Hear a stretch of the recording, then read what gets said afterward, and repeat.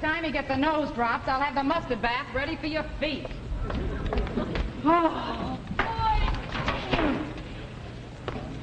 Hi, Alice. Oh, honey, Trixie. How's the patient? Is his cold any better? Don't ask me, Trixie. Don't ask. All morning long, I've been squeezing orange juice, lemon juice, pineapple juice, grapefruit juice. I'm beginning to feel like a counter girl at Nettix. He's really carrying on, huh? Carrying on, you don't know the half of it. Boy, this boy acts like such a baby. What do you suppose I had to give him for breakfast this morning? First of all, I had to give him some strained prunes. Then he wanted a little farina. Then a little zwieback. Then he had to have some warm milk.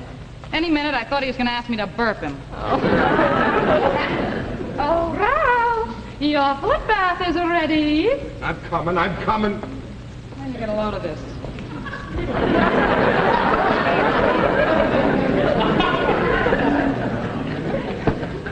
Here, heat this up. Ralph,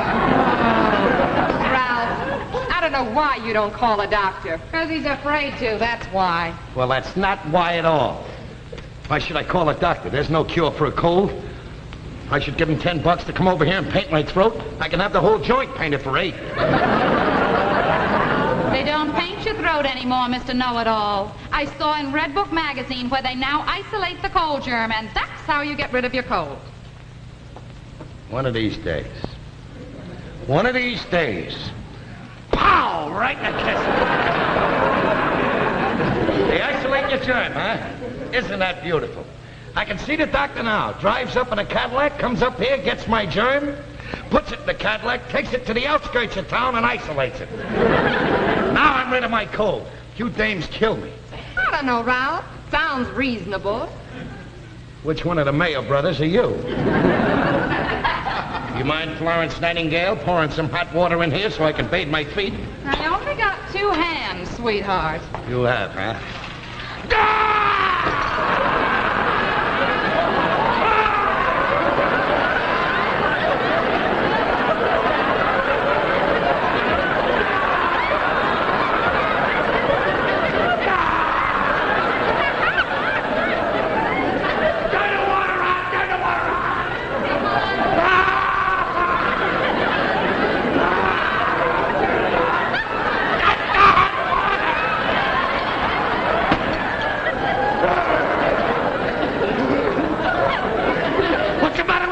Crazy? Wait, Ralph. All right, Trixie. What do you bring everybody down when I'm sick for? She's just trying to be a little neighborly and find out how you're feeling. Yeah, well, I don't want anybody around. Never mind, you didn't complain last night when she brought the soup down here I don't care about the soup. I don't want anybody around when I'm sick. All right. What do you want me to do for you, kid? I've done enough, haven't I? How's the mustard bit? I gotta take that plaster off. You want it off now? I wanted to take it off last night, and you said it hurt too much. I don't care how much it hurts. It's gotta come off now. Now, take it off. I don't suppose you could take off the robe and the top of your pajamas. You want the cold to turn into pneumonia? All right, here we go. Be very careful. Will you shut up? I haven't even started yet. Are you ready? We'll try again.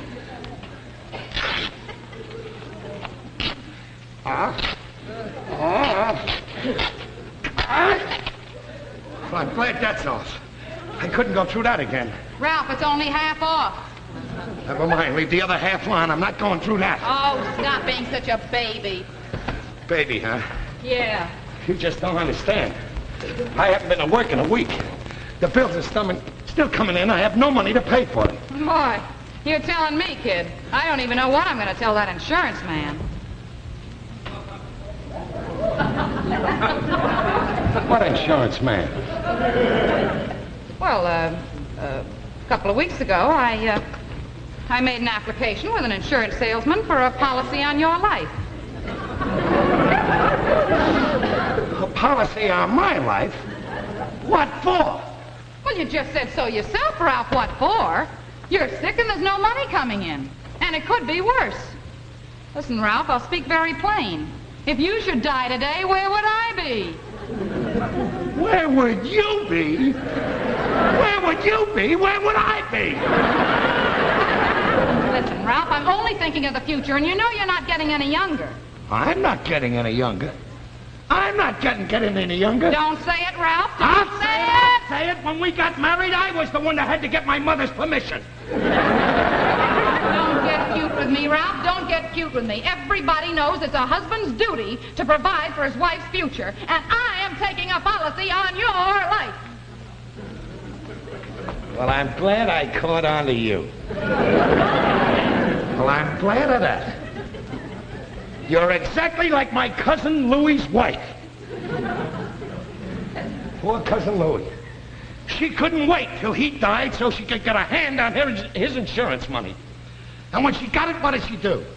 She went down to Atlantic City, started to live it up big, taking cabs all over the place, going nightclub, plenty of tips, big tips for everybody, buying expensive cigarettes, the finest of champagne. Well, let me tell you something, Alice. Inside of 2 years, the $150 was gone. What are you trying to prove? What are you trying to prove? I never thought you were this selfish. But I'll fix you. I'll die before you can pay the first premium on the policy. Come in and get me pneumonia. I'll show you. What are you doing, Ralph? Are you crazy or something? You're selfish. I'm selfish. I'm selfish. Wait a minute. Look at that. What's that? That's a little secret that I have been keeping from you. That happens to be a policy on my life. In case I should die, you'll be fully protected. And I've been paying for it out of the laundry money.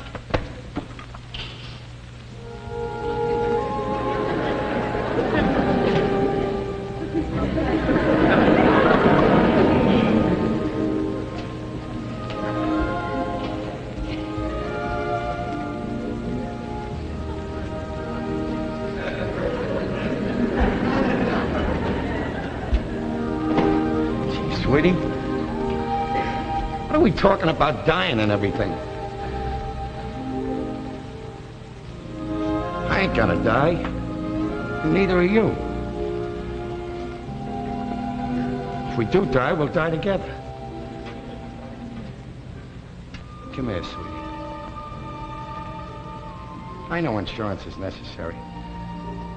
Let's not talk about dying anymore. I love you, sweetie. I love you, Ralph.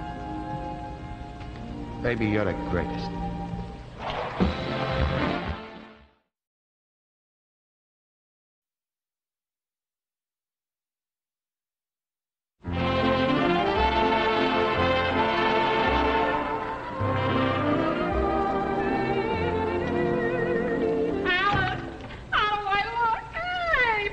Sailor boy. You know, if I weren't an angel, I could go for you myself. Excuse me. Oh, Alice, it sure was sweet of Ralph to invite Ed and I to this Halloween party. Forget it. Ralph was glad to do it. See, every bus driver was allowed to bring another couple. Well, who would we ask except our best friends? Well, thanks anyway. Ralph ready yet? No, he just finished his dinner. He's in the bedroom now trying on the costume I made him. Oh. Gee, I sure hope he likes it. What is it that he's wearing? Oh, well, you see. Hey, Ralph, come on out and let Trixie get a load of the costume I made you. I'm coming. I'm coming. Trixie, you'll never know what a terrible time I had. Trying to think of something but...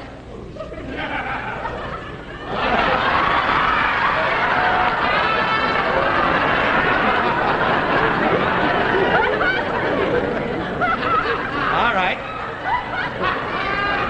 All right. What am I? What do you mean, what am I? Now, you know what I mean. What am I? It's perfectly obvious what you are, isn't it, Trixie? Well, sure. All right. If it's so obvious, what am I?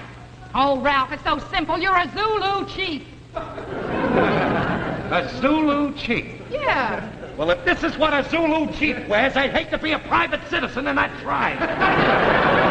Where did you get the idea for this? I found it in a magazine, and that past costume happens to be exactly what they wear in the Belgian conga. Is that so? Yeah. Well, for your information, I don't care what those Belgians wear when they do the conga.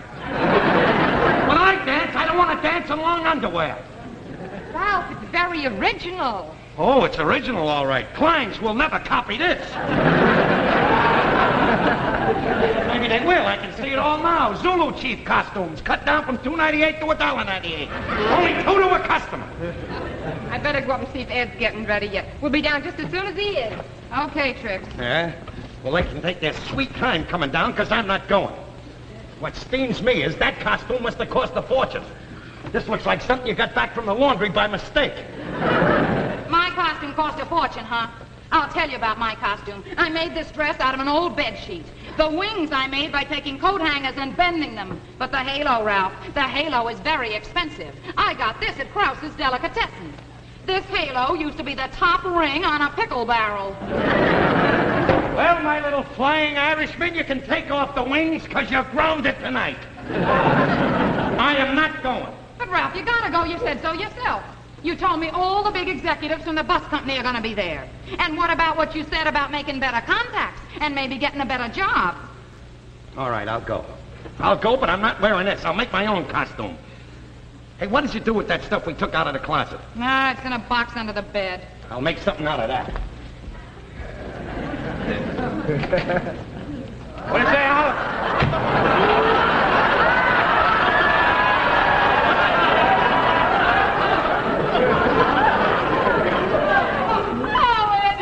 Beautiful. How'd you recognize me? Get it off! Get it off! Get it off! Get it off! Get it off! What do you got in your hair? The mouse trap! What are you doing at the party? On the mouse? What are you, a mental case? What is the mouse trap doing under the bed? It should be here in the kitchen. That's all right, Ralph. I got one here in the kitchen, too. You got a mouse trap in a bedroom and one here in the kitchen? Yeah. Who are you trying to show off for? Your friends or something? One of these days, Alice. One of these days. Pow! Right in the kitchen. Ralph, how do you like my costume? You know what I'm supposed to be? Certainly a girl. Yeah, but what girl? Clara Bow. Trixie must have told you. Ralph, did you find anything in the box? Nah, that's no use. Hey, wait a minute. I got an idea, Ralph. You remember that tuxedo that you bought for your brother's wedding about 6 months ago? Yeah? Just slip that on and fold your arms across the chest like this and goes the corpse. You are ready for Bellevue. Hey, wait a minute. That tuxedo gives me an idea. What's the greatest comedy costume in the whole world? What does everybody get laughs with? A bum's costume. All I have to do is take the tuxedo, cut off the sleeves, tear up the lapels, and I'll go as an elegant bum. I'll get the tuxedo on. Ralph, you cannot do that. You only had the tuxedo 6 months.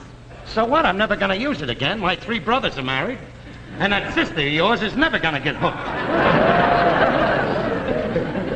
Hey, Alice, what are you supposed to be? An angel. An angel? With that thing over your head there, I thought you was Captain Video in his Video Ranger. Ed, here it is. All right, all right. Ed wants to be so authentic. Just don't argue. Put it on. Put it on. All right, here it is. Come on, Ed, help me tear this up. I can't. My fingernails are wet. Boy, where'd you see this? Wait a minute now. Help me in the other sleeve. I can't find it. I got it. Hey, how do I look? Perfect. That's just the start. A picture. Perfect. You'll be the biggest bum of the party. That must be Freddie Muller. Yeah. That's the dispatch. He said he'd pick us up in his car. Oh, hiya, Fred. Hi. Hiya, Mrs. Muller. Hey, where are your costumes? What's this about costumes? Hey, what do you mean, costumes? I know what they're supposed to be. They're going as bride and groom. What's this about costumes? For the masquerade. But Ralph, this is no masquerade. It's a formal dance. I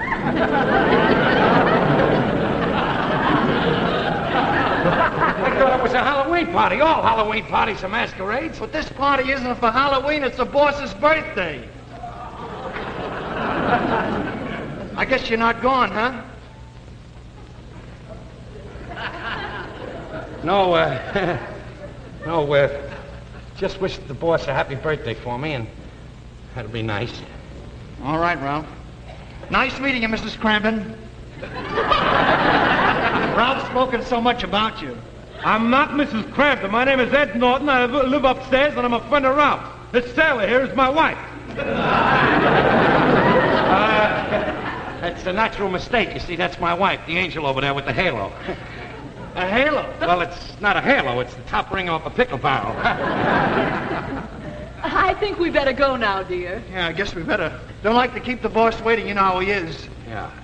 Don't you have a tuxedo you can slip in and we'd be happy to wait? I'll just wish him a happy birthday for me. Okay. Good night, Mrs. Cramden. Good night, Ralph. Good night. Good night. My fingernails are still dry. Oh, gee, Ralph, I'm sorry.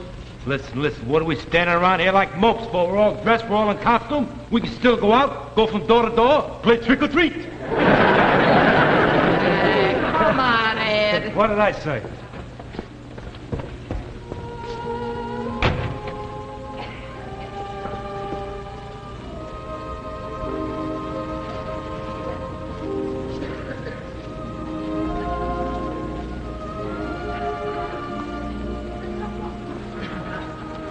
Well, I did it again. I had to be so pig-headed about a costume. Tell you the truth, sweetie, I was a little jealous of you. You look like a real angel in that. Not only do I ruin your night and my night, but I gotta ruin Ed's and Trixie's night. I'm sorry, sweetie. I'm gonna change and go out for a walk. I'll change too, Ralph, and I'll take a little walk with you. Baby, you're the greatest.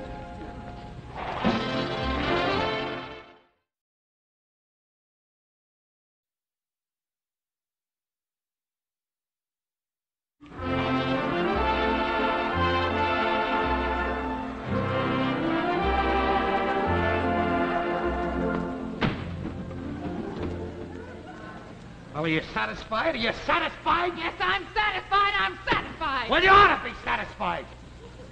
Thanks to your wrong answer on that quiz program, we now ended up with a year's supply of crinkly cracks. The breakfast food that makes all American boys. They ought to call it the breakfast food that makes you wish it was lunchtime. That's the cab driver, Ralph. Let him in. Throw it down anyway. That'd be $2.60. All right. Hey, here's $3. Thanks. Hey, you got any kids at home? Yeah, I got 3 of them. Great. Take some of these crinkly cracks. It'll make them all American boys. No, I don't think so. I got 3 girls.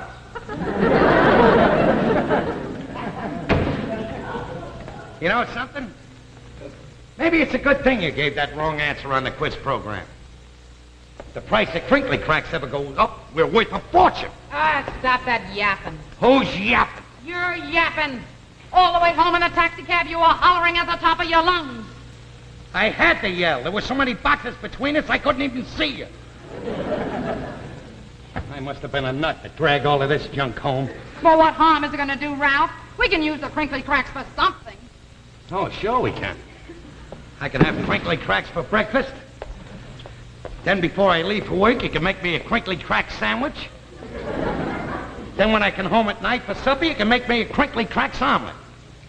Then after I finish supper, I can stuff some of the crinkly cracks in my pipe and smoke it. I even got a better idea.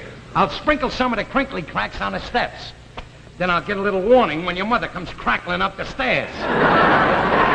You keep my mother out of this. If it hadn't been for her, we wouldn't have been on the program at all. She got us the tickets, didn't she? There's a big deal. So what? So what? I'll tell you so what. My mother could have gone on that show with my father. Oh, your father would have been beautiful answering those questions. And just what makes you think he couldn't? All I know is your mother been asking your father a same question for 40 years and he hasn't been able to answer it. What question? Why don't you get a job? Suppose we take a switch to your family. Take that nut brother of yours, Eddie. When did he work last? Eddie? Yeah, Eddie. Well, he hasn't been out of work so long. Not so long, huh? The last time Eddie worked, he was a god at the World's Fair. Boy, that brother of yours is the stupidest person I've ever seen. How can you look at me and say my brother is the stupidest person you've ever seen? Oh, have I got an answer for that one? Listen, Ralph, you got your nerve talking about other people. You're no mental giant, you know. Oh, I'm not, huh? Well, I'm just as smart as you are, stupid. Yeah. Don't forget, I've had 4 years of schooling. And I've had 8 years. Well, some people learn faster than others. And the proof of it is that I answered the 2 questions they asked me, and you didn't answer yours. I answered 2 questions right. You did, huh? Yes, I did. But if you had answered the 3rd question, the jackpot question, then we would have won something. But no, you had to blow it. I was sure to guess the jackpot question. All you had to do was answer the first part of the jackpot question, and then I'd go with the final answer. But no, you couldn't have done that. But if I had answered the jackpot question, we would have got a Nash automobile, $25,000, a trip to Europe, a mink coat for you, a complete wardrobe for me, a house all our own. But no, you had to blow it. What did we get? A year's supply of crinkly cracks. That's not all. If we tear off the tops of the boxes of the crinkly cracks and send them in, then we get a complete map of the solar system. An interplanetary code ring.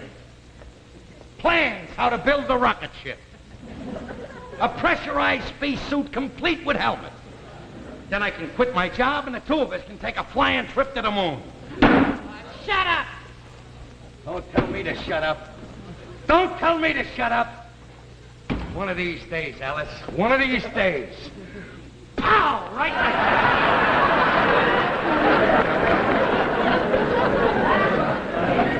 Well, you certainly made a disgrace out of yourself tonight, giving that answer. I gotta face the guys down at the garage, you know. They were all watching in. What am I gonna say to them? What is there, Ralph?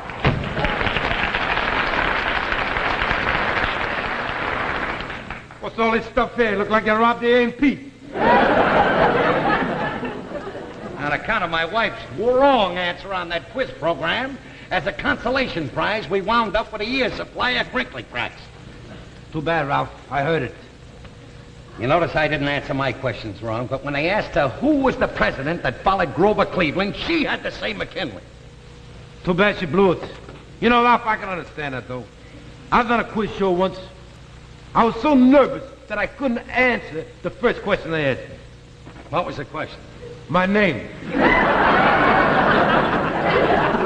Well, you notice I wasn't nervous. I got all my questions right, and they were pretty tough, too.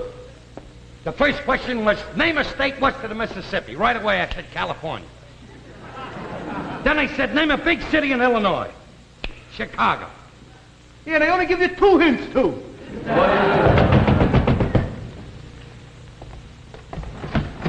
Good evening, Mr. Crandon. Hey, wait a minute, ain't you... That's right, Happy Larry Barnaby, quizmaster of Crinkly Cracks. These are our radio engineers, Mr. Kensington and Mr. Simpson. These are newspaper reporters, and this is our sponsor, Mr. Chambers. May I see your wife, please? Do you mind if I ask what this is all about? Now, suppose you get Mrs. Crandon, and I'll tell you both.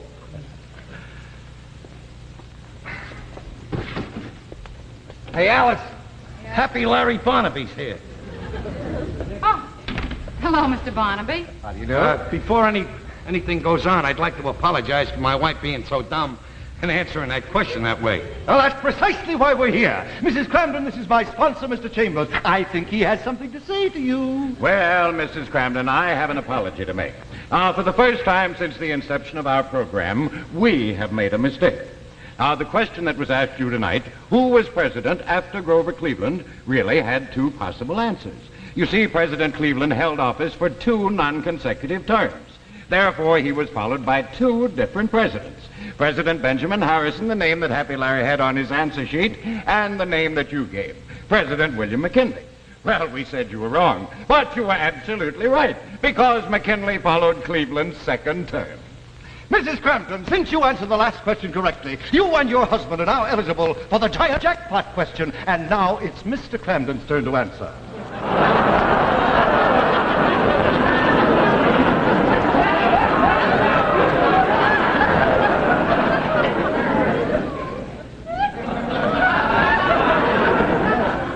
You mean right here now? Yes, that's right. On account of this is such a strange situation, we'll record your question and answer now and use it on next week's broadcast. Well, you set up, fellas, set up. How about a fix for you and the wife, Mr. Cramden, huh? Mr. Chambers, how about getting into the picture? Oh, yes, certainly now. Just a second here, just a second. Here we are.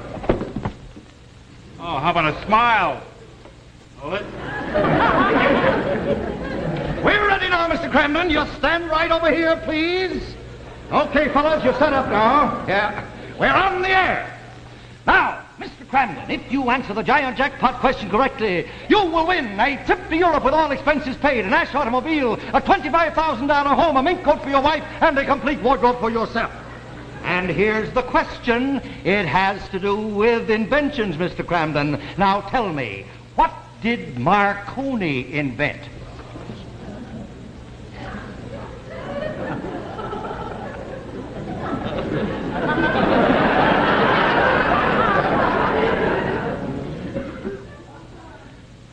Macaroni. Sorry, Mr. Cramden, you lose the giant jackpot, but you still have your year's supply of crinkly cracks. Good night, Mr. Cramden, Mrs. Cramden. Good night, Mrs. Cramden. Mr. Cramden, too bad you're not as smart as your wife.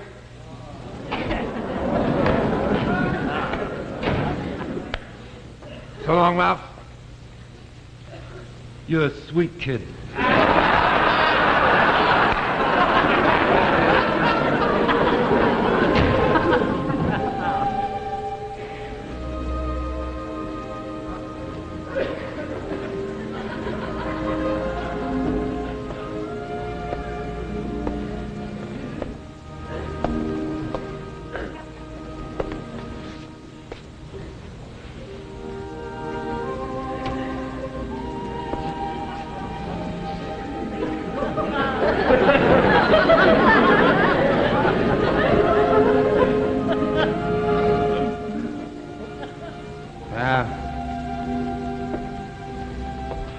That's the way it is, Alice. I said you were stupid. I didn't mean you were stupid, sweetie. You're probably smarter than any woman in the whole world, especially if you can get along with me. I was just aggravated because I wanted to win all of this for you.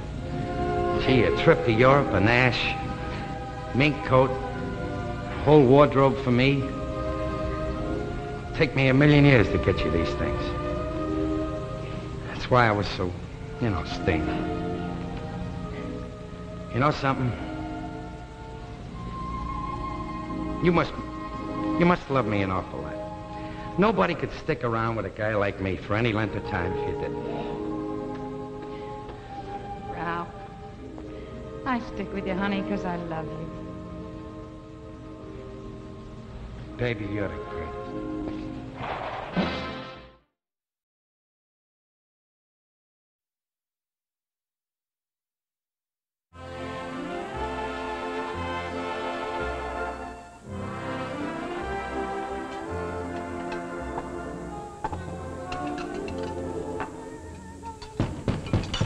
Yeah? Hey, Alex, it's me. Let me in. All right, all right. I'll get it. Quick, take this bag. Get a load of this. Ralph, what are you doing with that baby? What am I doing with it? I found it on a bus. When I pulled into the depot, he was laying in the back seat. On the bus, Ralph. It can't be more than a couple of months old. What was it doing on the bus? You don't expect a 2-month-old baby to walk, do you? Ralph, how did you end up with it? Why'd you bring it here? Well, I'll hold him. When I pulled into the depot, see, Freddie Muller says, the dispatcher, he says, where did you find him? I said, in the back seat. So he says, as soon as you finish counting up and everything, getting your change straight, he says, you take him over to the Foundling home. Why didn't you take it over there, Ralph? Oh, well, it was pretty late by then. And I figured I didn't want to be late for dinner or anything, and the kid looked a little hungry, so I thought I'd bring him home here, and we could have dinner together, and then you and I could take him over to the Foundling home. That's swell, Ralph. We don't have anything here to feed a baby. Oh, I thought about that. I stopped off and got some hamburger. Ralph, a baby can't eat hamburger. There's meat in it. I got this hamburger at Krause's. There's very little meat in it. What he needs is some pablum. I'll get my coat and I'll run down and get him some. You know, that's the trouble with babies Would now. you fix this door?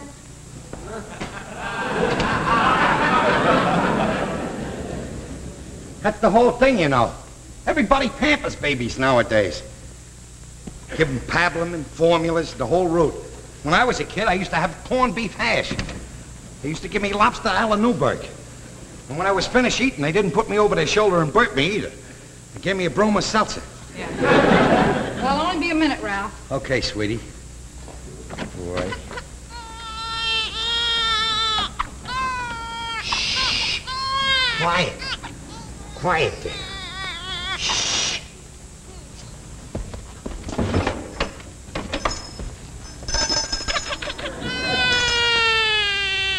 Guess I shouldn't have done that. Now he thinks he's going to get a good humor.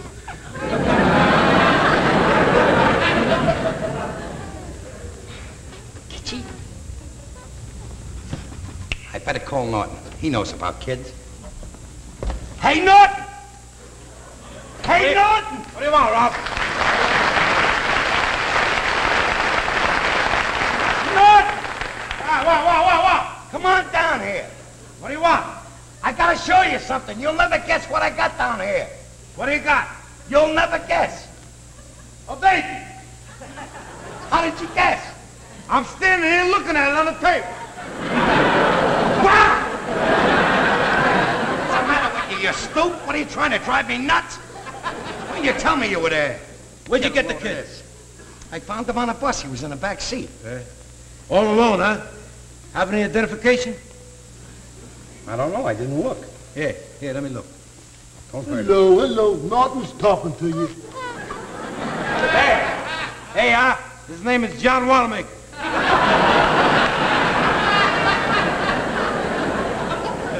That's where he had to go to have his jacket made. Well, it's just made especially for John Wanamaker. I don't know. Leave him alone. Boy, just look at him. Hey, you know what? You know, I never saw a kid cry as much as he does. I know, I was just thinking about that. I think I know why he's crying. He's a Republican baby. What's so funny about that? Why should he cry if he's a Republican baby? Oh, he's hollering for a change.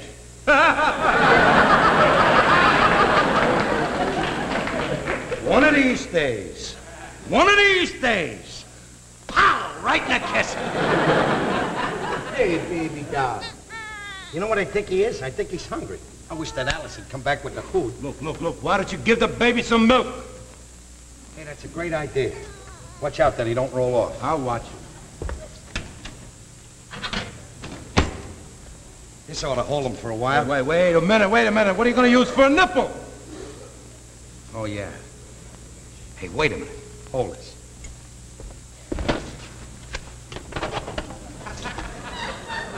Pour the milk in there. Pour the milk in there? Yeah. All the way. Hey, you want to know something? What? You ought to patent this idea. Be a great idea for mothers who got quintuplets.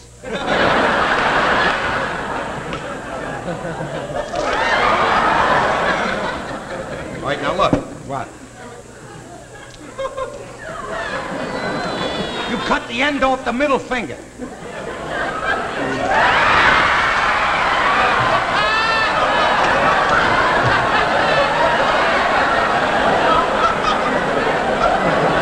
What's the matter, you stupid something? Look, you got it all over me.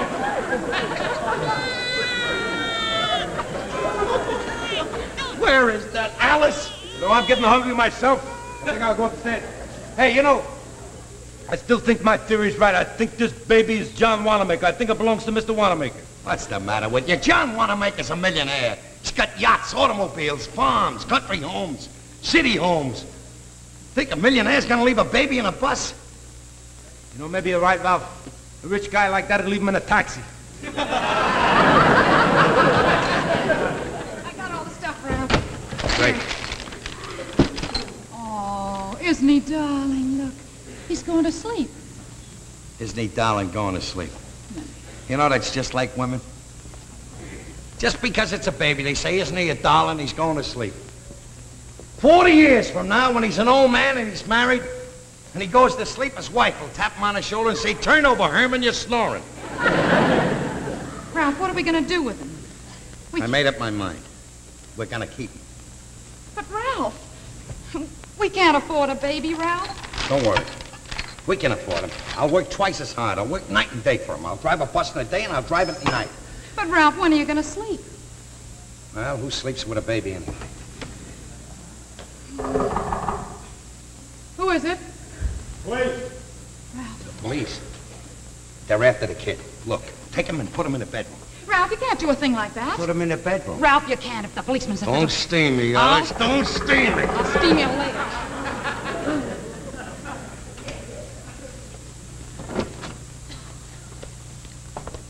How do you Hiya. do? Good evening. I'm Detective Grady. Are you Mr. Cramden? Yes, sir. Where's the kid?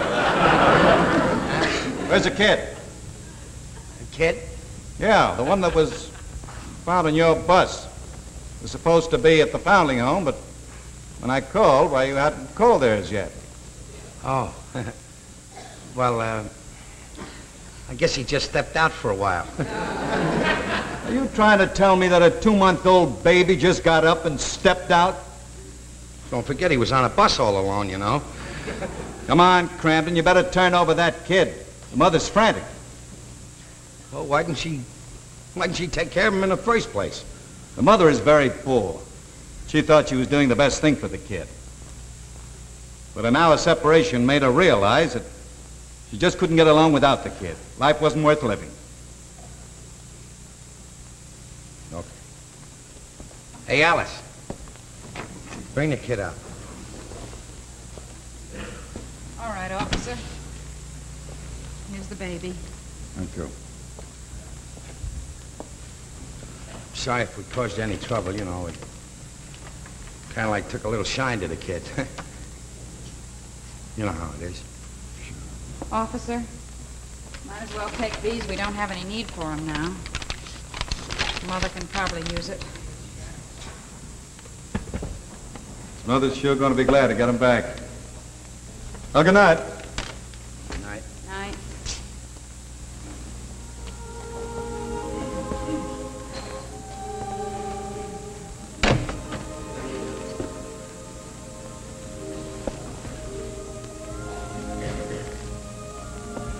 Sure is quiet around here with the kid gone, ain't it?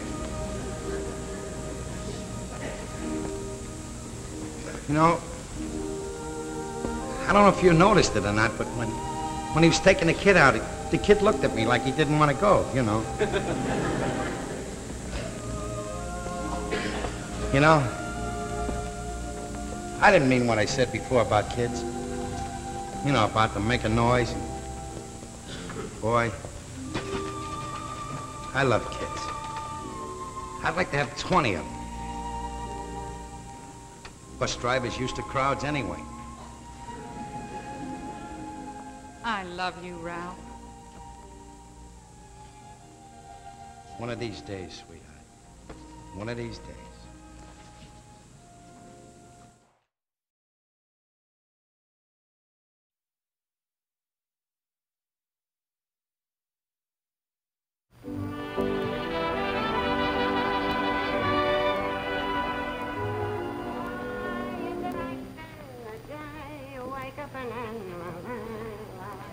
Hey, Ralph, will you hurry up? It's almost 8 o'clock. We're going to be late.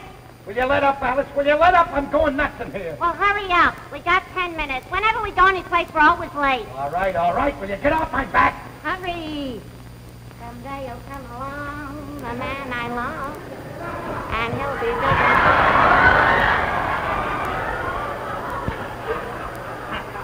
I can't wear this collar. Why not? What's the matter with it? It's too stiff. Well, they're supposed to be stiff. Well, it's not supposed to be like a knife. If I turn my head, I'll cut my throat. Look, wet it and iron it off. I can't. What are you doing, walking in your sleep? What do you mean you can't? I'm frying my nails. You did your nails 20 minutes ago. This is the second coat. Alice, will you wet this collar and dry it soft? All right. Give me the collar. I'll dry it soft. I'll iron it soft. I mean, go plug in the yarn. Always a beat, kid. Ah! Ah!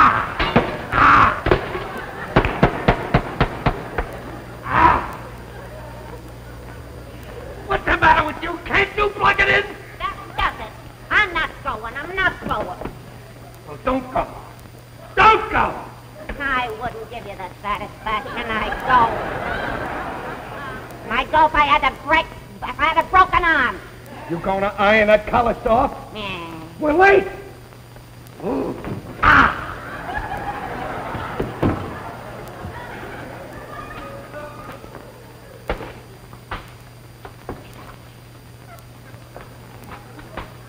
Alice, where are my black socks? You got a nerve asking me where your black socks? What, is it a crime for a man to ask his wife where his black socks are? Where would your socks be? In the drawer! That's where they are. And that's what I asked you.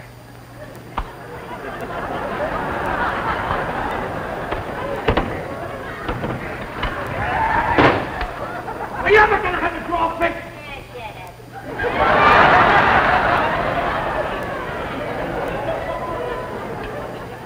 Don't tell me to shut up, Alice. Just don't tell me to shut up. I'm your husband. Just remember that. A little respect. That's all I ask.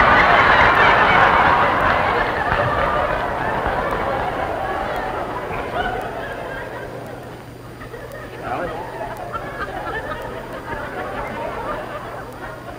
I got a hole in my sock. Certainly you have. How else you going to get your foot in? What is that supposed to be? Funny? What is that, a wisecrack? I got a hole in my sock! Here's your collar. I got a hole in my sock, and you say, here's your collar. Put your shoes on, nobody will notice it. We're late, Ralph.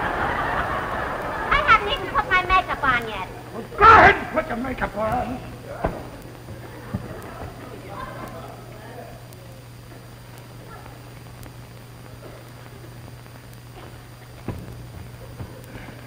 Where did you put my tuxedo I rented? When the fella delivered it, I hung it right in your closet. Thanks. What time are the Nortons coming down to take us? I told them yesterday afternoon to be down here at 8 o'clock. Hurry What? up now, I'm almost ready. It's 8 now. Well, they'll be here. What do you want from me? Want me to go up and get them or something?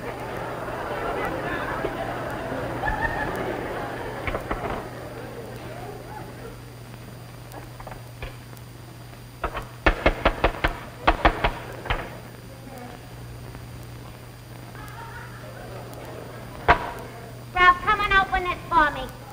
Open what? This can of powder. I'm supposed to be the one that's making the slate, I suppose, huh?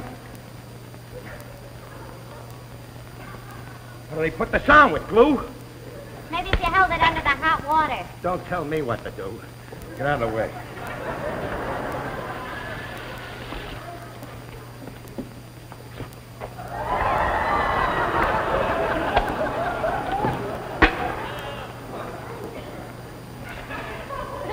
Well, are you satisfied?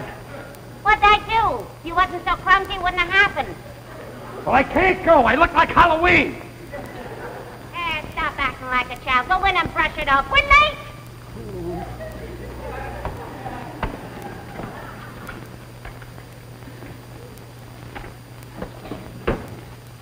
Ralph? Ralph? What is it now? You see my other one? Your other what? My other eyelash.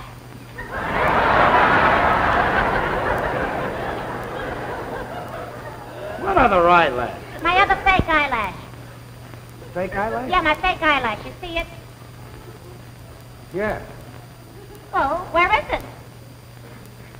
I threw it out. You threw it out? Why? I thought it was a cockroach.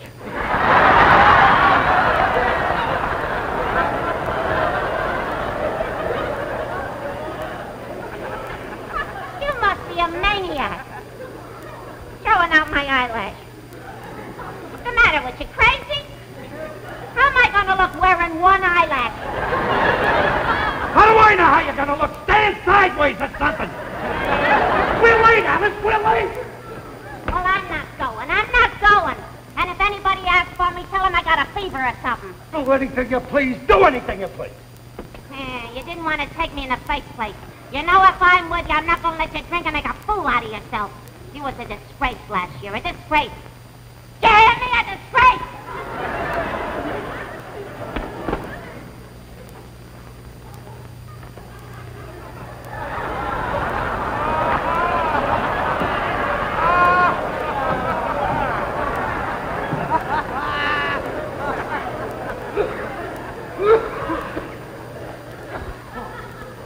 They sent the wrong coat.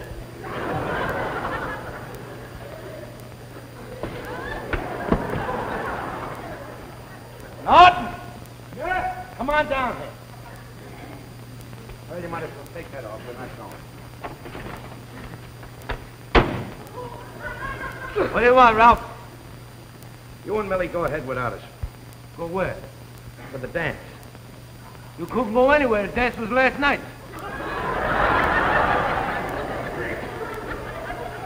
Last night? Yeah, come down and pick you up at 8 o'clock like you said. You wasn't here. I figured you'd change your plan, so we went without you. Well, I gotta go back upstairs. We're eating supper. So long.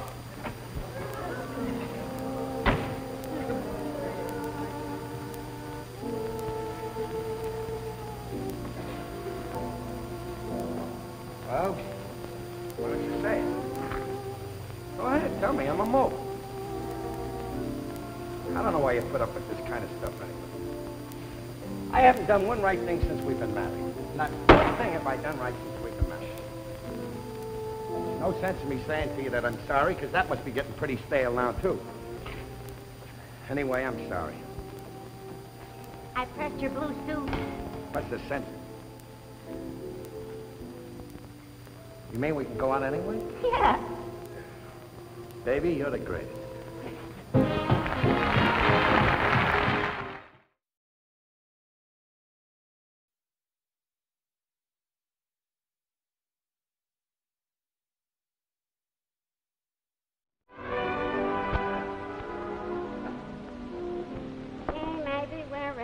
Women do get weary, wearing the same shabby dress.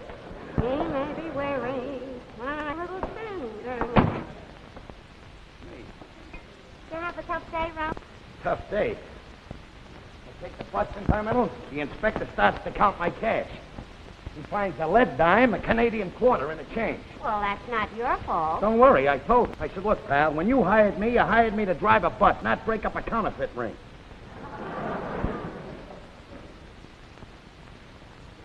What's that? Sit down, Ralph, and I'll tell you all about it. If you don't mind, I'll stand up while you're telling me. What is that? Well, the first thing I got to tell you is I didn't have to pay anything for it. You didn't have to pay anything for it. What happened? Did a man open the door, say free sample, and throw in a television set? What do you mean you didn't have to pay anything for it? If you'll give me a minute, I'll tell you. I'll give you a whole hour, and I'll start telling me.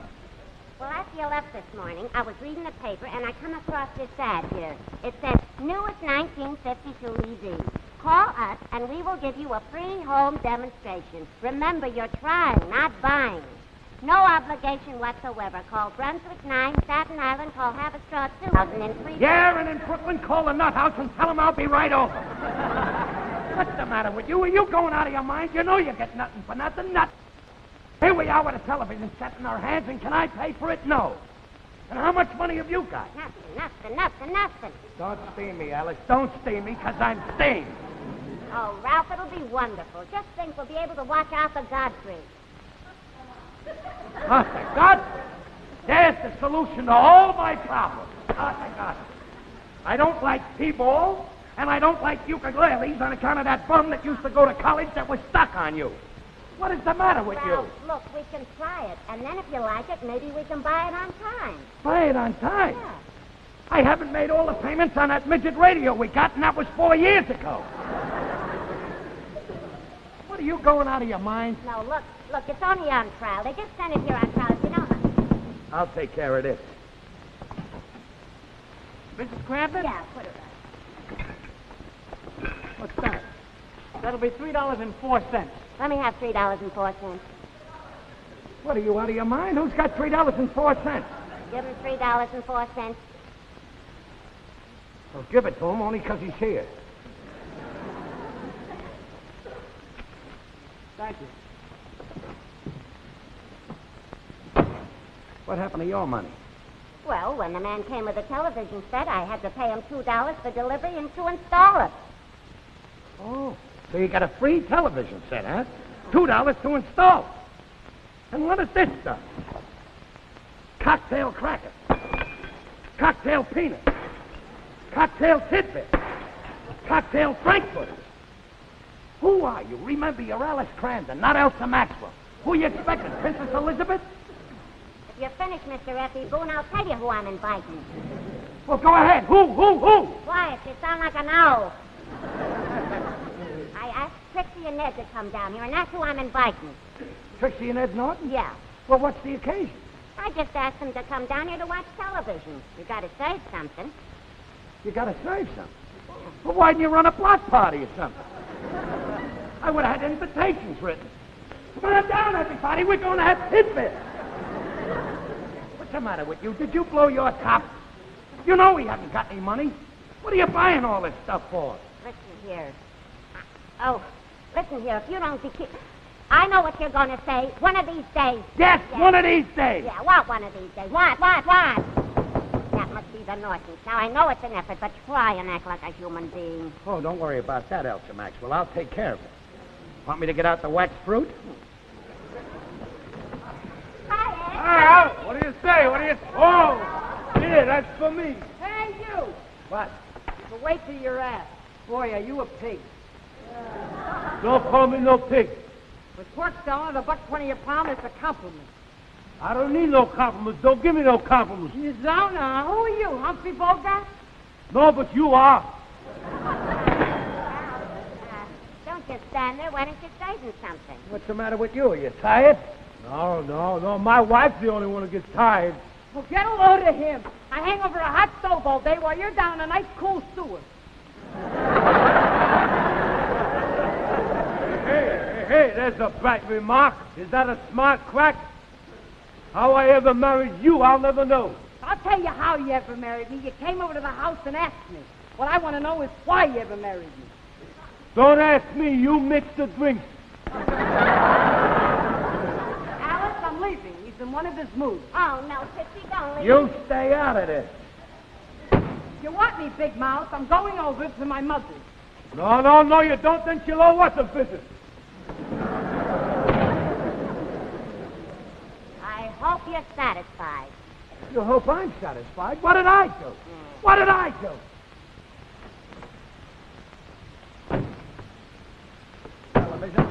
Television.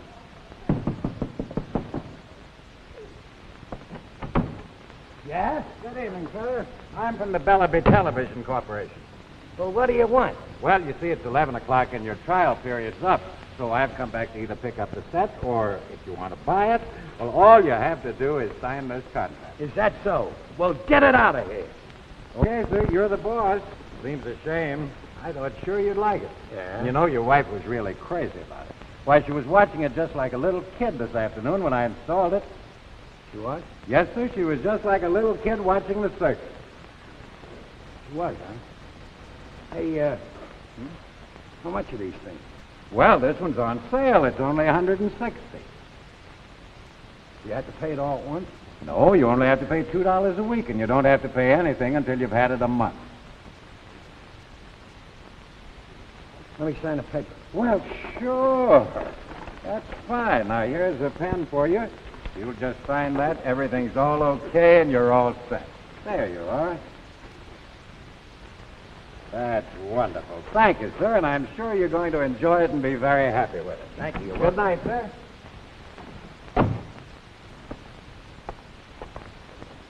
Hey, Alice. Don't talk to me. Who was that was just here? Your pal, Mr. Norton? No, it wasn't. The guy came to take the television set away. Well, I'm glad it's out of here. I didn't let him take it. You what?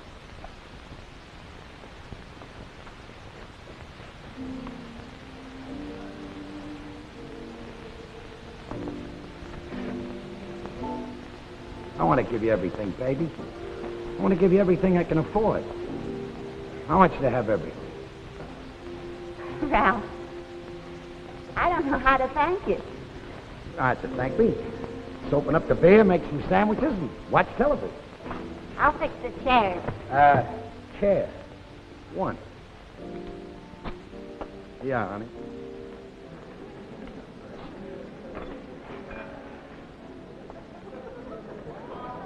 Up.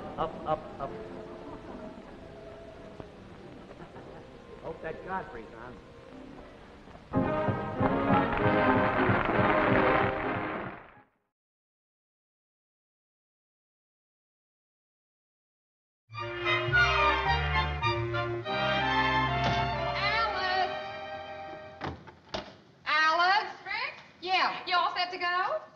I'm waiting for my brother-in-law. He's going to pick me up. Oh, good. How long are you going to stay at your sister's? Oh, just till tomorrow afternoon.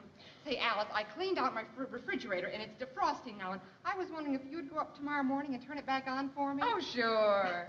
I'd ask Norton to do it for me, but every time he looks into an empty icebox, it makes him cry. Oh, look, I'll give you the key. Here it is. All right. I'll have Ed for dinner tomorrow night. Oh, good. I wish I could have him tonight, Trix, but we're going over to my mother's for supper. Oh. See, the whole family's gathering because my Uncle Leo's in town from Utica. You mean Ralph's going along to your mother's with you? Well, he said he was, but I think that was just to keep everything calm until he goes into his act. His act? Oh, sure. He knows we're supposed to leave as soon as he gets home. But if I know my Ralph, the minute he comes through that door, you're going to see the most exhausted, worn-out man in the world. He's going to say, Alice, in all my 15 years of driving a bus, this is the worst day I ever had. Then he'll drag his weary body over and collapse in this chair and say, oh, never thought I'd make it. Then to top it all off, Trixie, he'll probably say, I wish I could go to your mother's with you, honey, but I'm afraid you'll just have to go without me. Oh, you're exaggerating. No, it's the way it goes. That's terrible.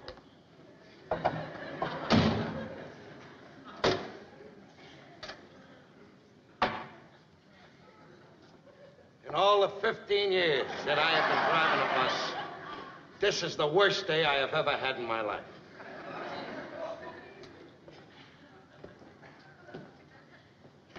Oh, I never thought I'd make it. Hiya, Trix.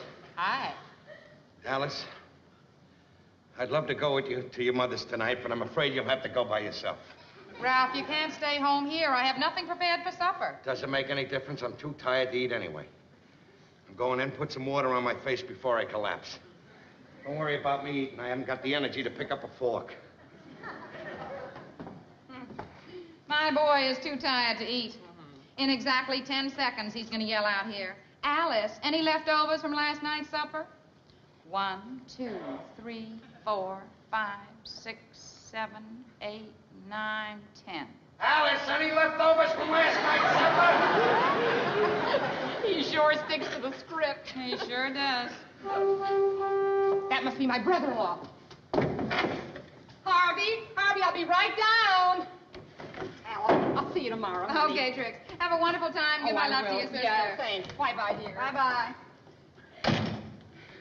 Didn't you hear me? I asked you if you had any leftovers from last night's supper. Ralph, we're eating at my mother's. I told you I am not going to your mother's. I'm too tired, and I got to get to bed early. You'll still get to bed early. We'll go to mother's, eat supper, and come right home. Now, you know I'm not that kind of a man. I'm not the kind that eats and runs. Eats and runs. The way you eat, you're lucky if you can walk. Oh. If I wasn't tired, would you get yours? You're not tired, Ralph. You're just putting on an act because you want me to go to my mother's without you. And I know why. You're going somewhere. You're absolutely right. I am going somewhere. I'm going right to bed. And do you know why? Because tomorrow at 8 o'clock, I got to take my annual physical for the bus company. That's why. Oh, you finally came up with a new one. A new one, huh? You think it's a lie? Huh? All right. There's the card telling me to report at 8 o'clock. Maybe you'll believe me from now on. Oh, Ralph, I'm so sorry. Maybe I should get you something hot for your supper. No, that's all right. I don't want anything special. I'm too tired to eat. You go ahead. Don't worry about me. You sure you'll be all right? I'll be okay. All right, sweetie. Well, I'll be home early anyway. Don't rush on my account. It's okay. All right. Bye-bye.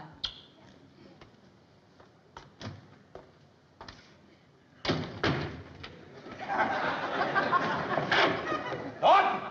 Come on down!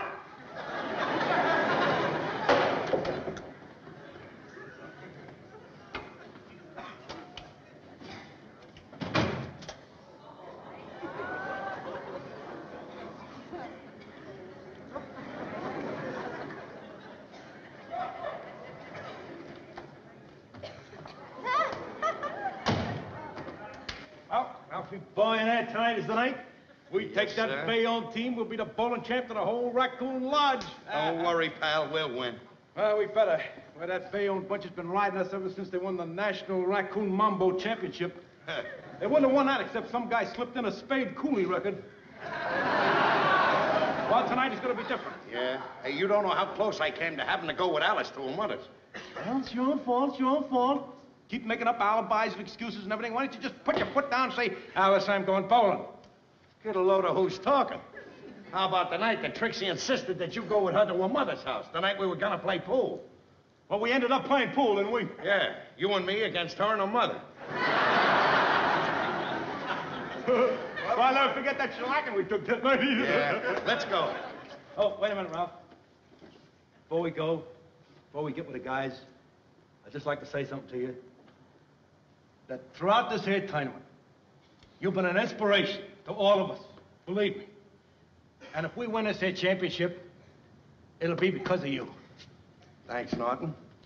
And may I say that I have a feeling I'm going to play tonight like I have never played before. Good. It looked like rain, so I thought I'd just get my...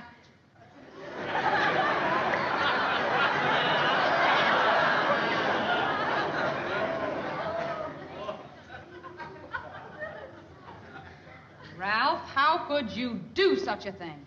I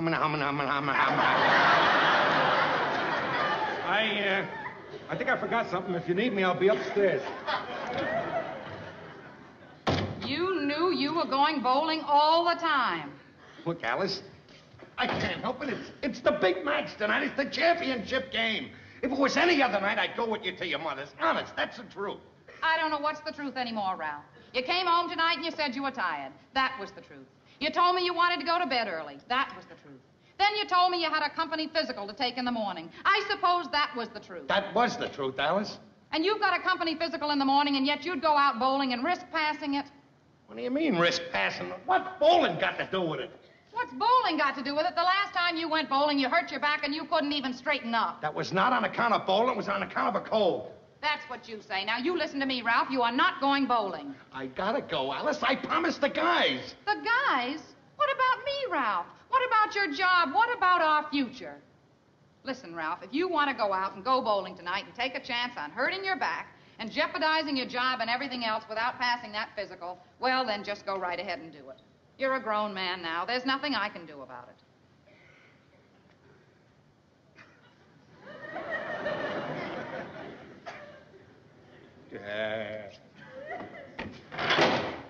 Norton! Norton! Call up Schultz. Tell him he's gonna play instead of me. I'm not going. I'm not going. Well, are you satisfied?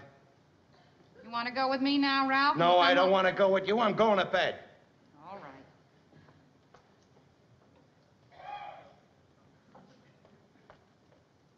Have a good time.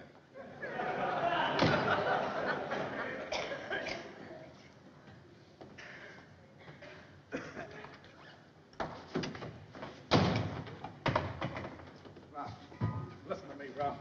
You gotta play with us. Schultz can't bowl tonight. He's gotta work tonight. There's not a guy in the club that can bowl over 100. Come on. I am not going. Well, I'm not saying you should, Ralph.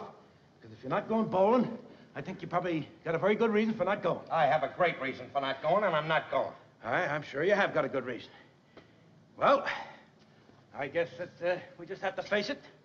Without you bowling tonight, we're gonna get beat.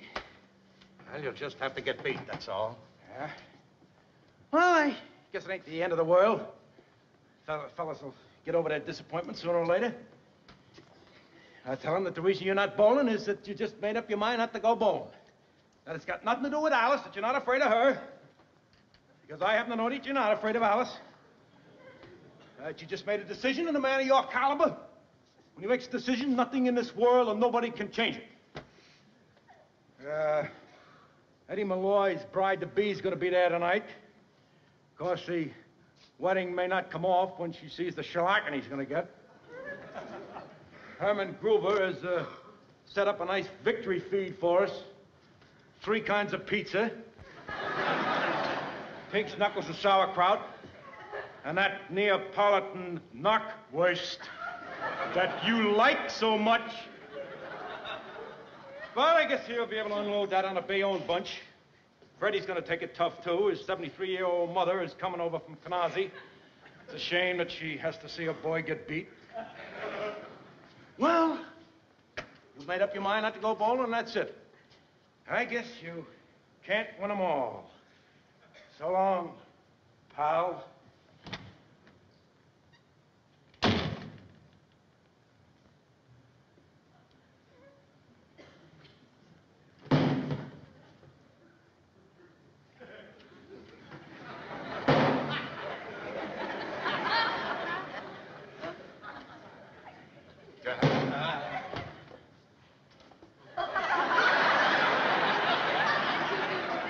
I knew that Neapolitan knockwurst would get you.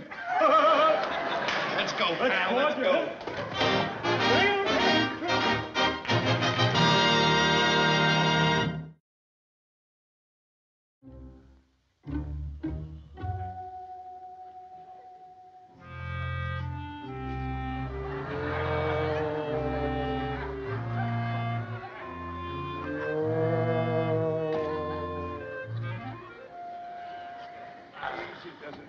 Easy, watch it.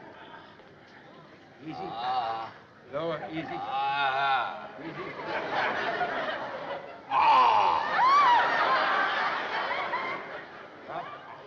How are you, pal? Is there anything I can get you? A glass of water? Would you say that was yes or no? Ralph, I can't tell you how sorry we are. After all you did for us tonight, look, we'd never have been able to beat Bayonne and win the championship if it hadn't been for you. Get the doctor on the phone. Yeah, he said if there's no complications, it sounds to him like it's a simple wrench back. Now, if Ralph sleeps on a heating pad all night, it could be gone in the morning. But if it doesn't go away, he wants you to come and see him in the morning. Look. Let me take care of it. Will you fellas go? Okay. These are my hands. Take it easy, okay. Ralph. Take care of yourself. Yeah. So long. Don't slam the door. Easy. How are you, pal? I'm dying. My back is killing me. I gotta do something about my back, Norton, before Alice gets here. She's gonna know I was bowling. I know. That's why I got rid of the guys. I didn't want them to find out about the Alice situation. I didn't want them to get the impression that you're afraid of Alice. This is serious, Norton. It's not only that my back hurts, but I'm half hot and I'm half cold. Yeah? My head's red hot and my feet are ice cold. You know what it is to have a hot head and cold feet? I know how it is. I get that way any August day in the sewer when it's high tide. How the beer's going down there? Now, just take it easy. Take it easy. You're all overworked from excitement and shock. I don't feel good, Norton. I'm burning up. Hey, I'll take your temperature. You got a thermometer? Yeah, it's in the drawer. Now then, when I take this temperature, when you find out you ain't got no fever, then your mind will be relieved. Because if you haven't got no temperature, then nothing's wrong with you. Wait a minute.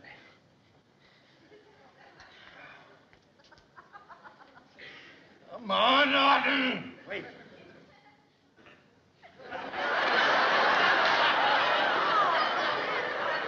Just hold it there.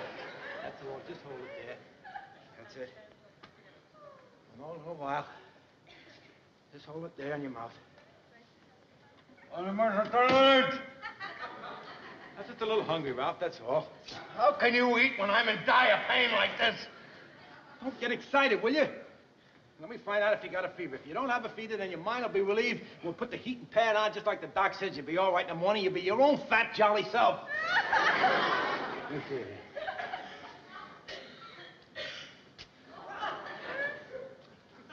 Well, what is it, Norton? Wait a minute. I'm trying to see it in the light. I got to find that little red line.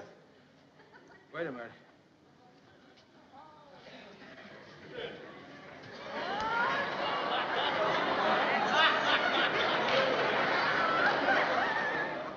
Hey, Ralph, what's the normal temperature? Around 98, eh?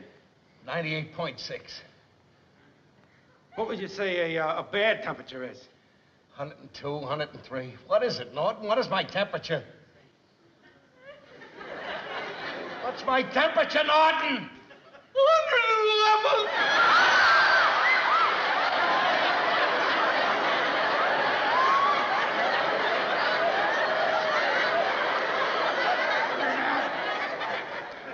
$111? Why did it have to be you? Prime of life? Can't see the red thing. Here, wait a minute. Here, right there.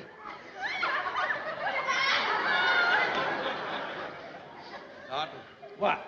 Did you do that when you looked at the thermometer? Yeah. Couldn't see it. I had trouble seeing it, so I had to hold up the lights. Ralph, that means you don't have 111. You're going to be around.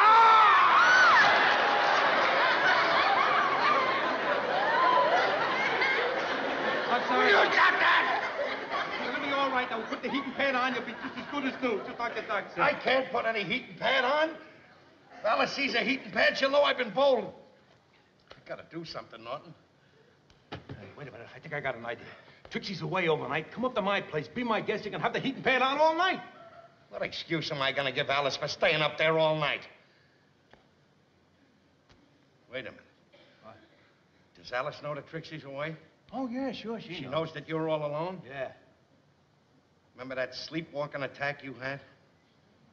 Yeah, so what? Alice still remembers that. Now, look. As soon as Alice gets home, you'll be upstairs. You come down here like you're walking in your sleep, see? Yeah. I'll say to Alice, isn't that a shame? Trixie isn't home. He's all alone. He's liable to kill himself, walk off a building or something. Then I'll say, I better go upstairs with him and keep an eye on him all night. And in that way, we can put the sleeping pad on and everything will be all right. Boy, oh, boy, what a brain, Ralph. I'm telling you, the plans you think up, this city is lucky to have you on the side of the law. Look, I better get on my feet and straighten up a little bit so she doesn't notice anything's wrong when she comes in. Yeah. That's it.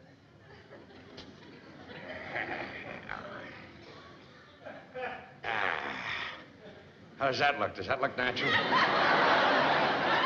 Well, it looks all right if you're practicing to be an airplane spotter. Here, let me help you.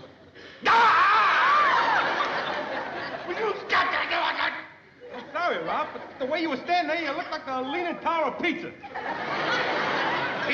Pizza. It may be pizza. I know pizza when I stand. Will you go upstairs and get ready to come down here? Wait a minute. When do I come down? How do I know when to come down? Yeah. Look, when I want you to come down, I'll make believe that I want to see how the weather is out, and I'll go to the window and I'll say, it looks like rain. That'll be your cue to come down. It looks like rain. Okay. Now, Ralph, now that your troubles are almost over, do you mind if I make a small withdrawal from the icebox? I certainly do. I don't want you to go near that icebox. Now, will you get upstairs? Okay.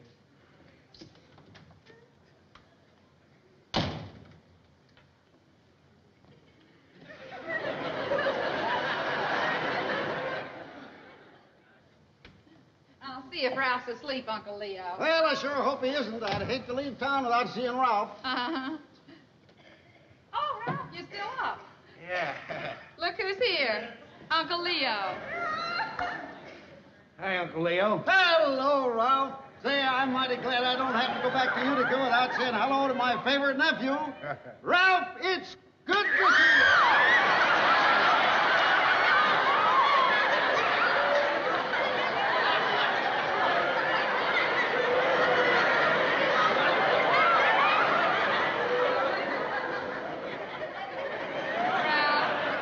Wasn't it nice of Uncle Leo to drive me home so he could see you? Just great.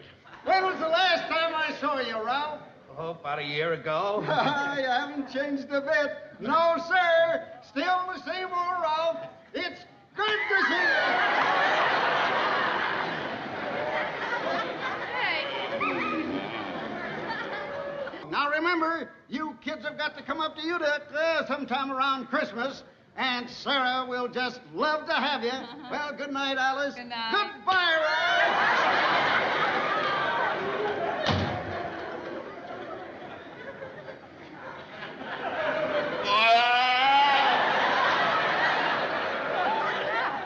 What happened? Baby, nothing. I was just yawning. Yawning? I'm tired. Sounded like feeding time at the zoo. Come on, Ralph, let's get to bed. Before I go to bed, I'd like to check on the weather a little bit. Check on the weather. Yeah, I want to see if it's raining out or not. Paper said it might rain. Whoa! It certainly looks like rain tonight. Well, Ralph, now that the whole neighborhood knows that it looks like rain, what do you say we go to bed? All right, I'll be right in. You have to get up early in the morning, you know. You got to take that exam tomorrow. I'll be there. Come on. Ooh.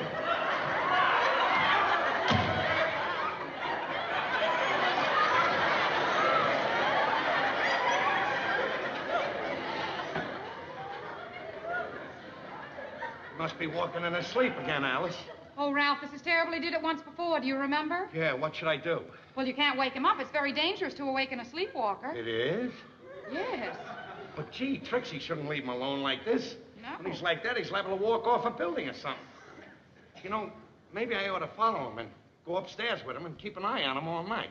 That's a good idea, Ralph. I'll get your pajamas. That's fine. Hey, Ralph. There's nothing up in my icebox. Can't I get something to eat? My stomach is full. Stay out of the icebox!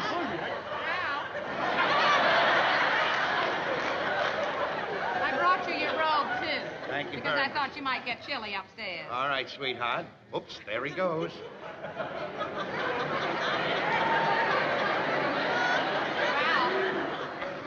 Don't forget to stop down for your lunchbox because I've got a load of fried chicken in the icebox. Oh, I'll be down.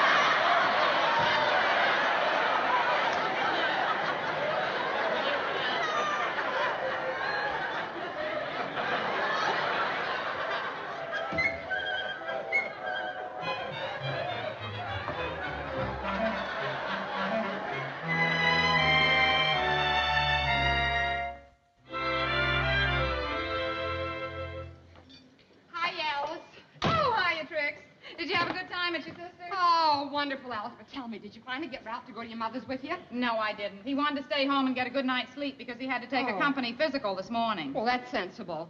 Yes, but you know what I found out? Huh? He was planning to sneak out and go bowling last night. I mean, he was going to go bowling before his physical with his bad back? That's right. Oh. But as soon as I found out, I put my foot down and I said, you just stay home. Well, that's what you got to do, Alice. Believe me, these men we're married to, you just got to treat them like children. I know. Wait a minute. Come in. Hi, Alice. Hiya, Fred. Oh, Trix, how are you? Hi. Ralph here? Ralph? No, he's not home from work yet. Well, then he was able to go to work today, huh? Oh, of course. Oh, his back must be better, huh? His back? Yeah, when we left him last night, his back was hurting him so much, we thought maybe he couldn't go to work today. Alice, you should really be proud of him. Without him, we couldn't have won that bowling tournament last night. The bowling tournament? Sure. As a matter of fact, Alice, that's why we came over here. Tell her, Charlie. Well, Mrs. Cramden, would you tell Ralph that on behalf of the Raccoons, we'd like to offer him this Player of the Year trophy for his outstanding achievement in last night's tournament.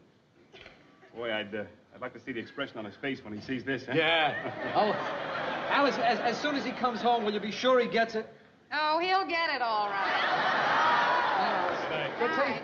Settle that for us, huh? Yeah. Right. Well, how do you like that, Trixie? Like I said, children. Yeah. Telling you, trying to fool me when he said that he was going to go right to bed and get a good night's sleep. He went bowling, hurt his back. Oh, hi, Trix. I just was up in your... Yeah, I got to get upstairs. Oh, boy.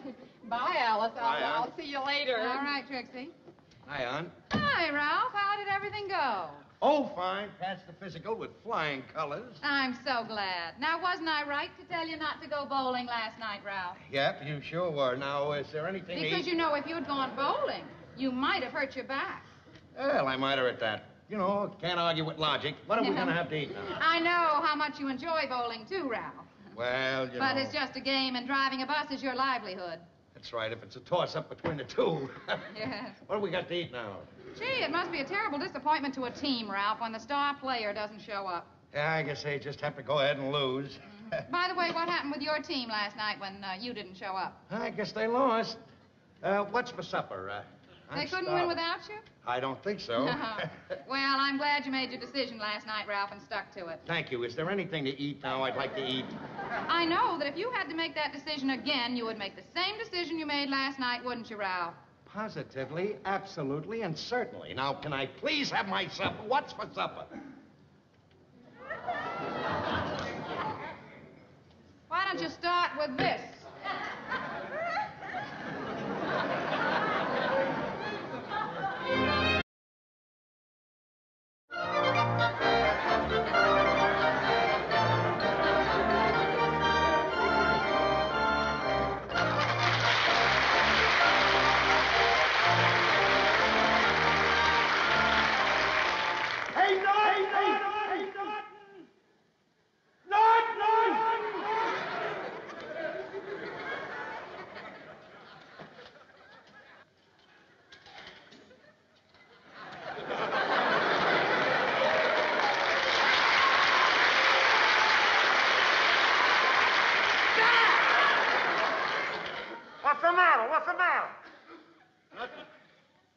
Just that you looked a little strange, that's all. I didn't know it was you at first.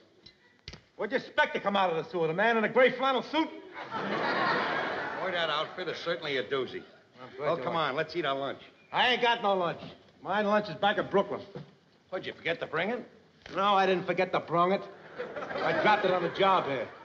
If I'm any judge of currents, it's back in Brooklyn right now. Don't worry about it, pal. You can eat my lunch. I'm not hungry anyway. Wait a minute. When you offer me your lunch, it's either one of two things. Alice made you tuna fish sandwiches, or else you want to borrow money from me. Ham, you want to borrow money. Just so happens, Norton, that I happen to have one of the greatest ideas I've ever had in my life. Yeah? You know that costume party they're running tomorrow night down at the Raccoon's Lodge? Yeah. I know how to win the very first prize, which is $50.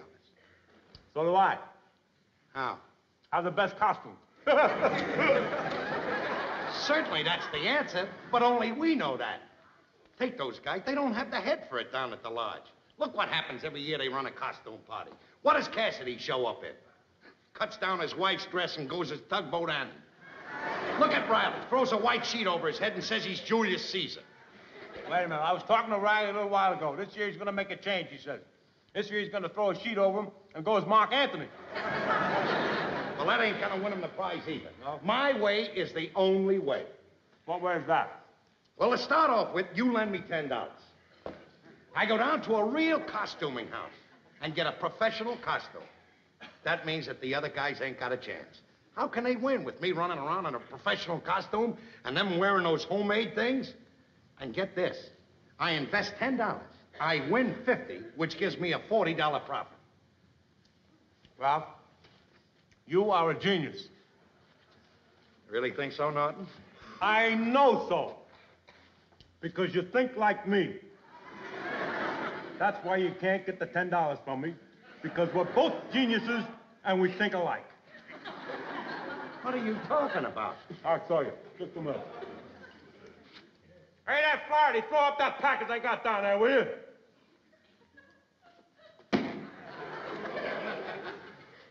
You know what's in this here package? A costume I rented this morning for the party tomorrow night. You rented a costume? Certainly I rented a costume. I'm going to win the $50 prize. I told you we both think alike. Norton, you are a snake. Of all the low-down conniving tricks to steal my idea. What do you mean, steal your idea? It was an original idea. We both got the original idea at the same time. Don't give me that. You never had an original idea in your life. Wait a minute, I take that back. You did have one original idea. Your idea for that kid cereal. Pablum on pizza. Just don't laugh. Don't laugh. It's catching on. It's catching on, huh? Well, I just want you to know what you just did. You just declared total war. Not only did you steal my idea, but you used the $10 that I was going to use to put my idea into operation. Just remember, Norton, this is total war. All right, now, wait a minute. Just simmer down. Just simmer down. Look at the facts. Look at the facts. I got this here costume this morning. You told me about your idea a couple of minutes ago. How did I steal your idea? I don't know how you did it, but you did it. I had this idea more than a week ago. Well, you didn't tell me about it. How could I steal your idea, huh? How, huh? I don't know, but you did. And it's not going to do you any good, Norton. Just remember that. It'll do you no good. All right. And another thing. I'm winning, pal. I'm winning, no matter what you do. That's the way you feel about it? Nothing left to say, is there? Just one more thing, Norton. From here on in, we are deadly enemies. I don't want to see you. I don't want to talk to you. I don't want to have nothing to do with you. If you see me coming down the street, get on the other side. When you come down the street, there ain't no other side.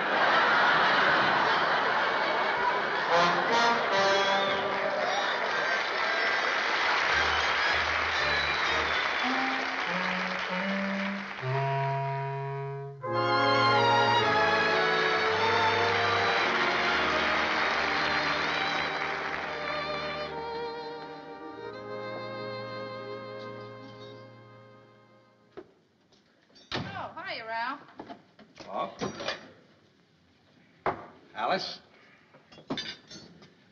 I'm going to come right to the point. I don't want any beefs, no arguments. I want you to be reasonable, and I'll be reasonable. This is my request. I want $10.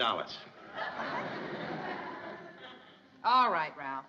Whenever you come in here with this approach, I know you're about to start in again on another one of your crazy harebrained schemes. This is no crazy harebrained scheme. You know that the costume party is tomorrow at the lodge. I know how to win the $50 prize. All I need is the $10 to get my costume. I got it all picked out. I'm going as King Henry VIII. Nothing doing, Ralph. I can't spare the $10. All right? I said I'd be reasonable, and I will be. If you can't give me 10, I'll take 5. For $5, I can go as Billy the Kid. I tell you what I will do. I'll give you a tin can. You can go as Billy the Goat.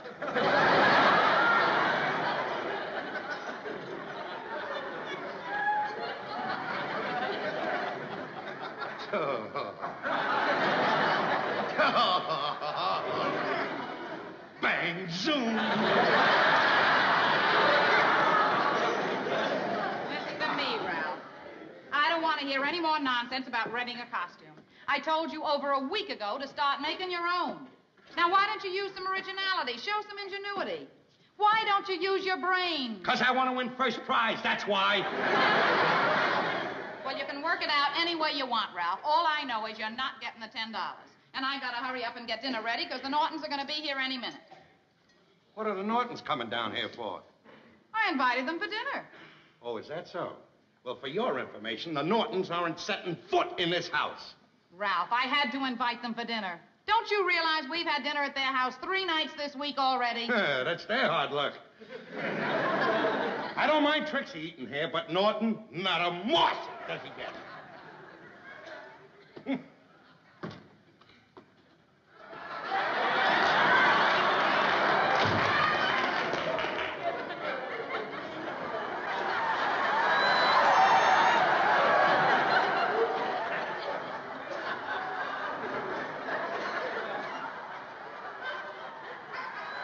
Bonjour, everybody. Happy Charles Boy to you.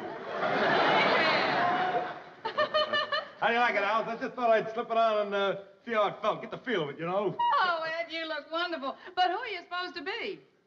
I am Pierre-Francois de la Briosky. Well, who is he? Who is he? You never heard of him? No. Oh, he's been a childhood hero and idol of mine since I was a kid. Well, what was he, a king or something? What, you kidding? A king or something? Oh, Pierre-Francois de la Briosky was a great man. He designed and built the sewers of Paris. Well, it certainly is quite a costume, isn't it, Ralph? That is the most ridiculous thing I've ever seen in my life. Methinks I detect the presence of the green-eyed monster. You don't detect nothing. I'm not jealous of you, Norton. Just remember, any dope with $10 can rent a costume. And on top of it, you stole the idea from me. Peasant. In a word to the immortal Pierre-Francois de Briosky, la plume est bon si t'es bon, les feront les confitures. And what is that supposed to mean? That means wait till tomorrow night and see who the judges pick as winner at the costume ball. You don't frighten me, pal. You think you're gonna win that ball? That gives me a laugh. That gives me a laugh. I'm the one that's gonna win it. Oh, you're gonna win that? Up to now, I wasn't interested in going into the contest. Not at all, pal. But just to teach you a lesson, once and for all, I am going into the contest with my own original costume that I will make up myself. It's not because I want to win the $50. It's not because I want to show off my talents, how good I am at originating things, but only to teach you a lesson. Now, what have you got to say to that? Any words of the immortal Pierre-Francois de la Briosky? Le plus... Oh, shut up. Look, you can break it up right now. Dinner's almost ready. Ed, where's Trix? She's upstairs. She's come down a little while. They can sit down and eat first. I'll wait. Won't hurt me to wait a couple hours to eat.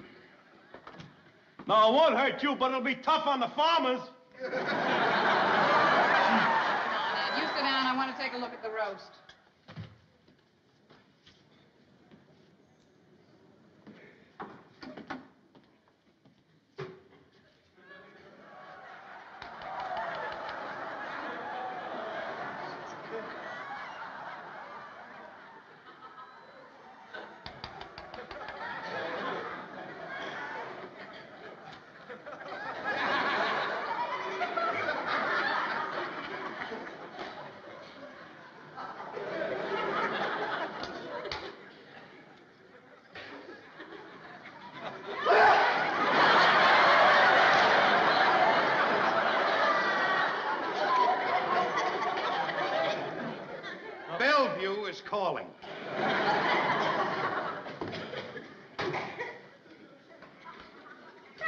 are you doing? I'm making my costume. That's what I'm doing. With the icebox door? Yes, with the icebox door. Don't get upset. I'll put it back on tomorrow. But, Ralph, by tomorrow, all the food that's in there will be spoiled. Don't worry about that. Just invite him down. He'll eat it. What kind of a costume can he be making? I don't know, but if he took the whole icebox, I'd say he was going as a junk man.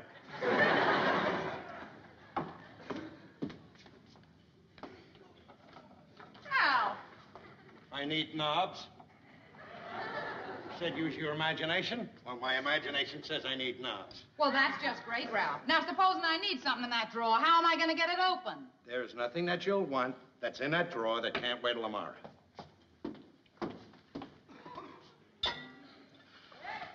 Where's the flashlight?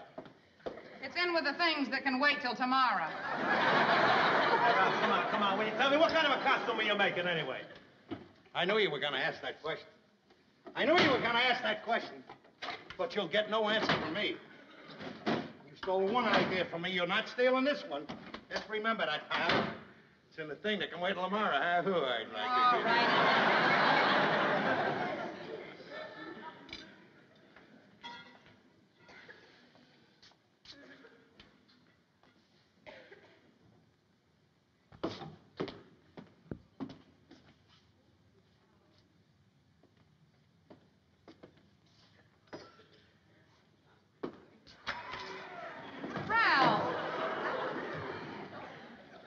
What is he doing anyway?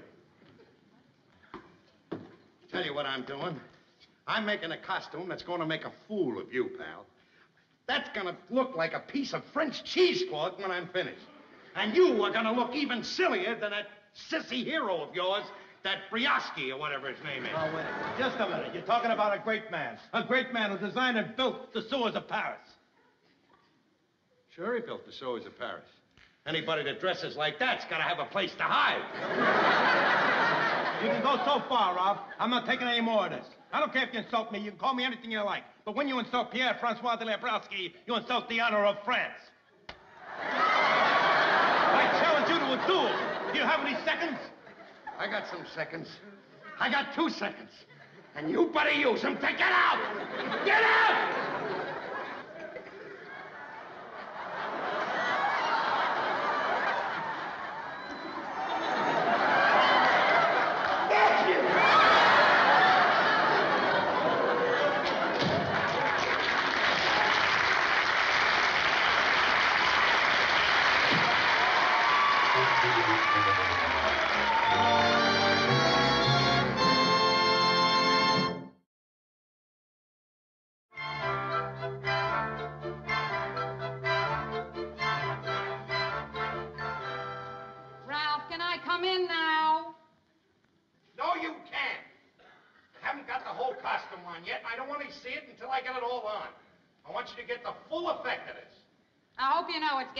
Ralph. I'd like to get in there and wash up.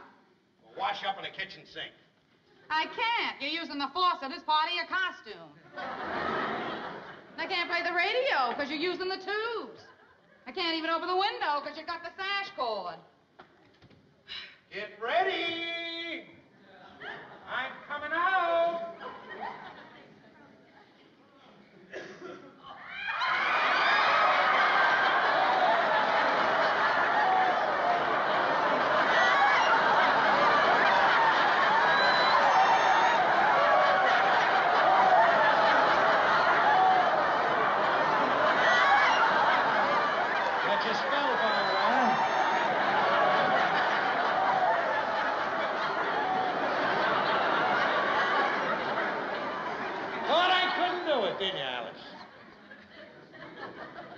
See the faces on them down there when I walk in with this. You gotta admit it, Alice. You gotta admit it. When the chips are down, I'm ready to go. The wheels are turning up here at all times. Well, what do you think?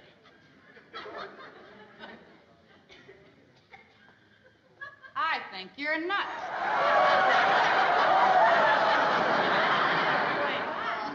None of your funny stuff, Alice. What do you think of the costume? Well, I gotta admit, it certainly is original, Ralph. But There's one question I'd like to ask you. I'm losing it already. Let me have that. That's my denaturizer. While we're on the subject, what are you supposed to be? What am I supposed to be? The man from space. Oh, is that what a man from space looks like? What's the matter? Aren't you up on current events? Don't you read the papers? Don't you read comic books? That's the trouble with you. You don't know the latest developments. I don't know the latest developments. Who is it that lets your pants out every other day? Oh, you're a riot, Alice, a regular riot. Regardless of what you say, this is going to win the first prize. They'll know what I am down there. Ralph, you asked me what I thought of your costume, so I told you. I did not recognize you as a man from space, and no matter what you think, the judges are not going to recognize it either. It's just a matter of time, Alice, that's all. We'll be there in an hour or so, and we'll find out. I don't care about the $50. I just want to teach Norton a lesson. Don't be too confident, Ralph. Norton looked pretty cute in that outfit of his. Pretty cute. There's a laugh.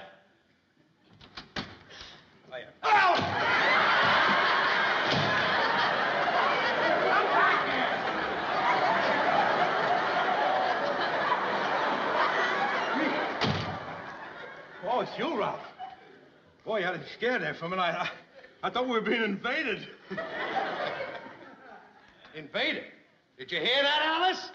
It didn't take him long to find out that I'm the man from space. Space? Who said anything about space? I thought we were being invaded by Sherman tanks.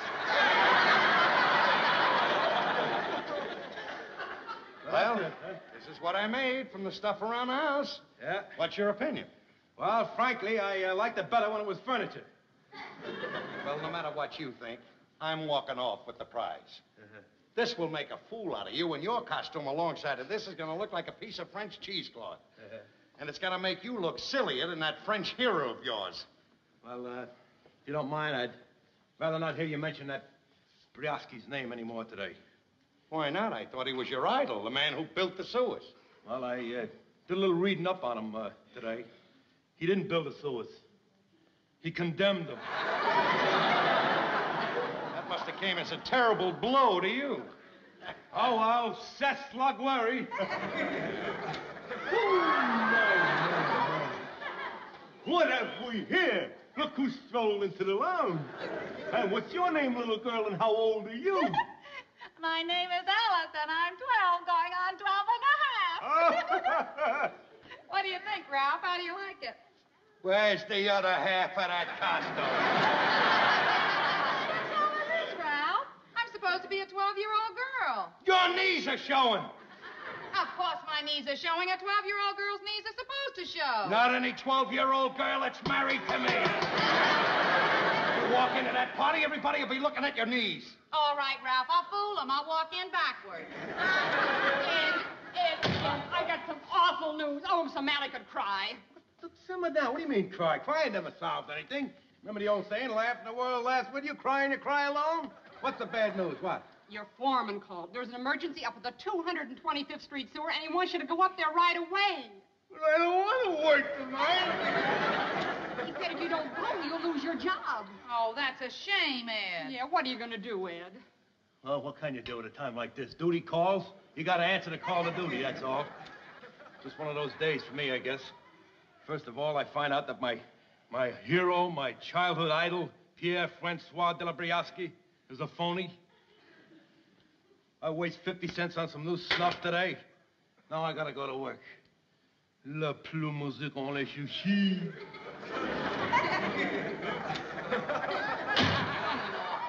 Yeah, poor Norton.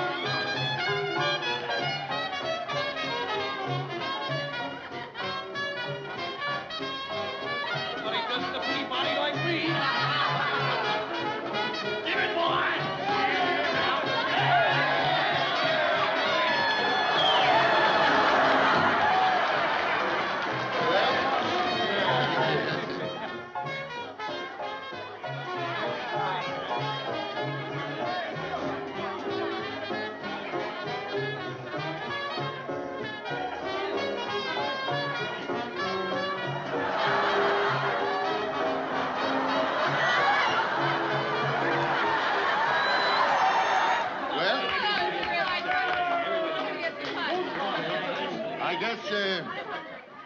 guess it's time we pick the winner, huh? Yeah, we might as well get it over with. Gotta get on with the costume contest. Yes, sir. Look, Ralph, will you stop bothering us? It isn't me. I'm in no hurry. It's just the rest of them. They're all impatient. I'll go in and tell them to keep their shirts on. Say, did you happen to get a load of Cassidy's costume? He's got his wife's dress on again, tugboat Annie, same as last year. Riley's got the sheet again, Julius Caesar. Did you get a good look at my outfit? Well, all right, Ralph. I'm ready. Bring them in now. Bring them in. Let's go. All right, everybody. They're going to judge the contest. Come on, Ray. Come on, everybody. Come on. Line up. Now, friends, we've narrowed the contest down to 2 people. But before we make our final choice, we want to see them again. Now, first, we have Ralph Cramden. I had no idea. We chose Cramden for his wonderful impersonation of a pinball machine. Pinball machine? Well, sure, that's what you're supposed to be, ain't it? Oh, certainly. And next, we have Pete Woodruff. We chose Woodruff for his costume depicting a playboy of the Roaring 20. It's a nice rented costume you have there, Pete. It's all rented. Well, we have decided who the winner is. The winner is...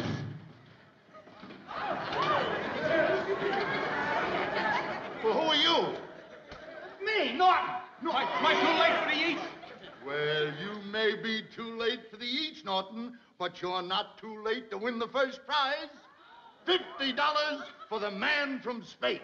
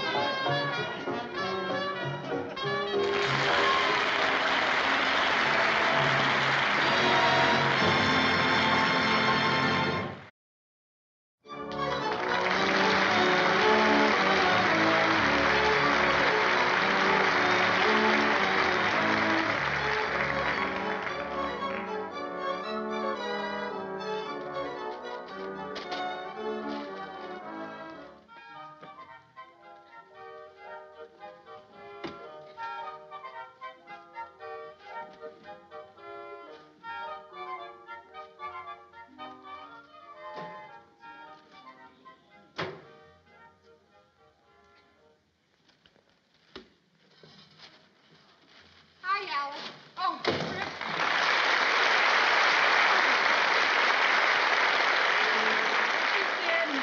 I thought it was Ralph. I've been looking for a safe hiding place for his Christmas present. Oh. Well, did you find out? Find out what? What Ralph's giving you. Oh, no, it's only Christmas Eve. We always exchange our gifts, Christmas morning. Oh. Would you like to know what Ed gave me? Don't tell me he's given you your gift already. Oh, he couldn't wait to give it to me. Well, what'd he give you? You ready? Uh-huh. An orange juice squeezer. An orange juice squeezer? Oh, this isn't an ordinary orange juice squeezer. This is a statue of Napoleon. Napoleon? Yeah, you see, you squeeze the orange on Napoleon's head, and the juice squirts out of his ears. Well, Trixie, you gotta admit it's different. Oh, it's different, all right. It's downright crazy. Say, Alice, have you got any oranges? I haven't got a one, and Ed's dying for me to try it out. Oh, yeah, I think so. Let's see. Yeah, let's see. Will these be enough, Oh, Trix? that'd be wonderful. Oh, 3 swell. Gee, thanks a lot, Alice. Look, honey, I'll see you later. Huh? Okay. Bye. Bye-bye.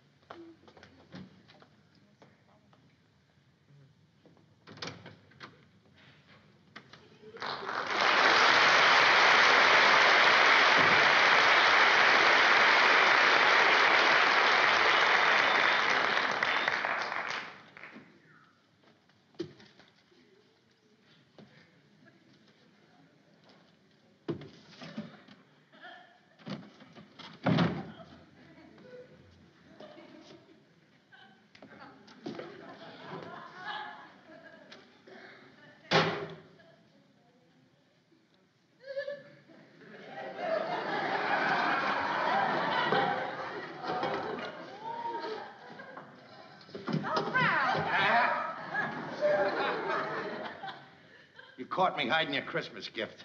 Ralph, I hid your present under there. You got yours under there, too? Yes. There's a riot. Two of us hiding our Christmas gifts like we're a couple of kids, and we couldn't wait to see them until tomorrow. Uh-huh. What are you giving me? You'll just have to wait till tomorrow morning to find out. Okay, I can wait. No hurry. All right, Ralph. Looks like I'll have to hide your present someplace else. What do you mean hide it? You don't have to hide it. I'm no baby. I can wait till tomorrow to see it. Well, all right. Look, Ralph, I got to go up to Trixie's for a minute. So while I'm gone, why don't you go inside and wash up? All right.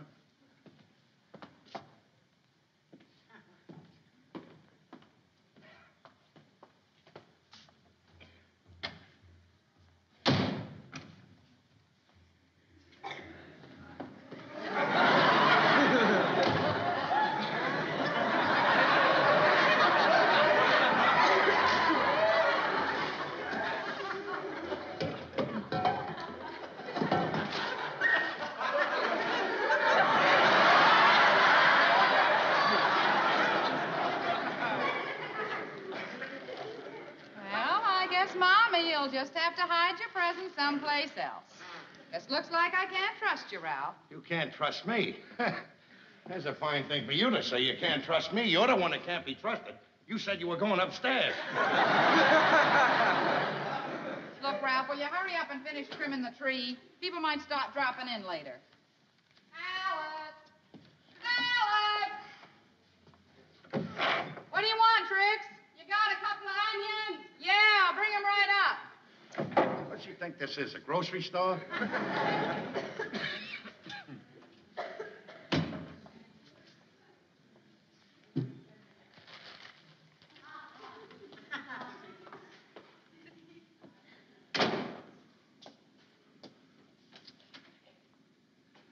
Well, that proves it. That settles it. You had to hide your gift, and I didn't hide mine. That proves just one thing. I can trust you, but you think that you can't trust me. Oh, I can trust you, Ralph. Then why did you hide it? All right. To prove how much I trust you, Ralph, I'll tell you where I put the present.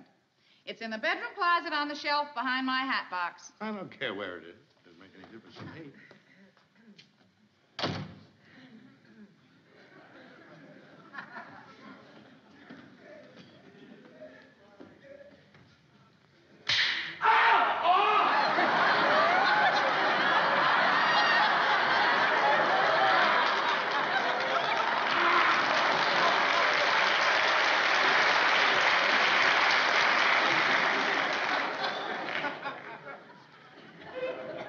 Weisenheimer.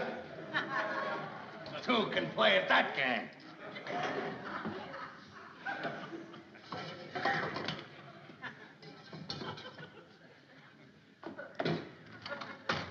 Hey, Merry Christmas Eve.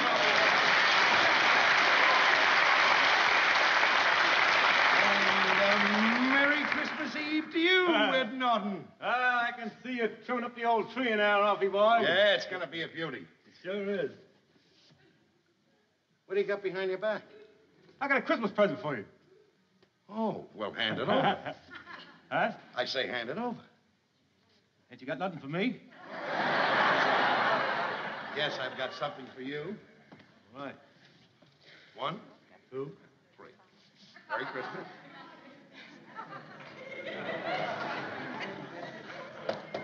Well, I suppose we both gave us the same thing, a tie. I didn't get you no necktie. You didn't? What's in here? How about your pair of spats? Spats? What did you get me spats for? Well, let's face it, Ralph. You're not the easiest guy in the world to shop for, you know. It's pretty tough to get a guy something that, well, a guy that's got everything. Well, Merry Christmas, Ralph. Merry Christmas, Norton. Anyway, I know it came from your heart. No, it didn't. It came from the fat man's shop. Never mind.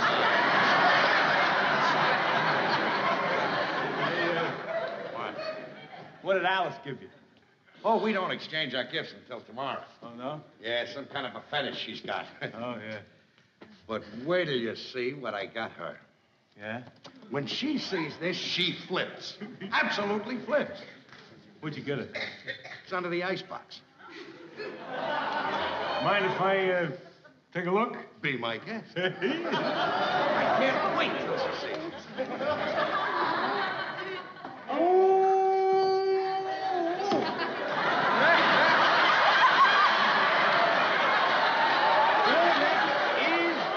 Beautiful, Ralph. I mean, you know something else? You know, it was a smart idea of yours to put that underneath there because in case accidentally if she goes in there and finds it, she'll just think it's a pan for under the icebox. And it's novel, too, you know. I mean, she's not going to get another present for anyone else like this. She couldn't. No one would have a need for two of those. No.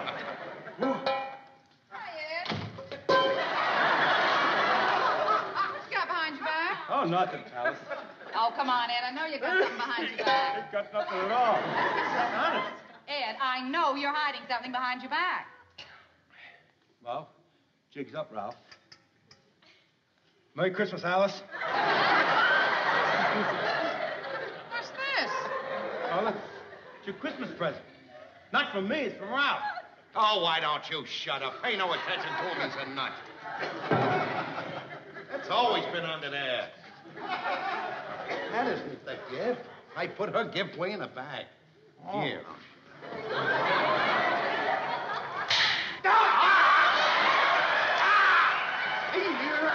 Oh, that's a beauty.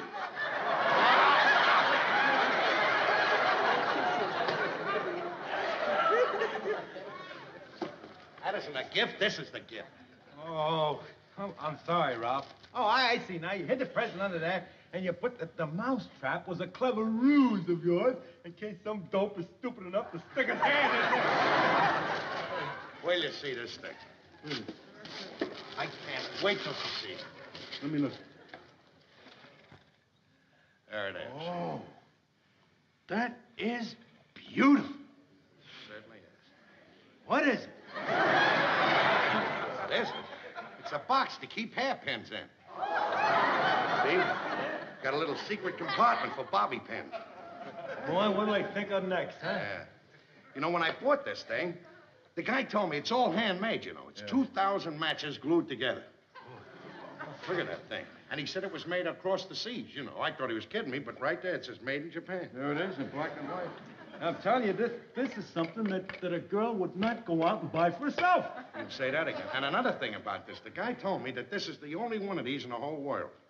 That at one time this was in the house of the Emperor of Japan. It was smuggled into this country. No kid. I'm telling you. I just can't wait to see the expression on her face when she gets this. I'd like to see the expression on the Emperor of Japan's face when he finds out it's missing. Listen, if you're so anxious to give her the gift, why don't you do it now? Exchange a gift. Trixie and I done it already. Yeah, but she likes to give the gifts tomorrow, you know. Tomorrow may be too late. The Emperor's probably got a bunch of spies on the trail of this thing right now. Maybe you're right. I'm dying to see the look on her kissing when she sees this. Go ahead. Alice, honey! Oh, come in. Yeah? Oh, hi, Mrs. Stevens. Oh, hello, Mr. Stevens. Merry Christmas. Merry Christmas. I tell you why I dropped by. I'm leaving now for Bayonne to spend Christmas with my sister. And I have a little something for you for Christmas that I wanted to give you. Oh, you shouldn't have. Oh, it's nothing. I just wanted to remember you. Well, I have something for you, too. Oh, well, thanks. Everybody's giving. Well, what do you say if we won't see each other again until after Christmas? We open them now? All right.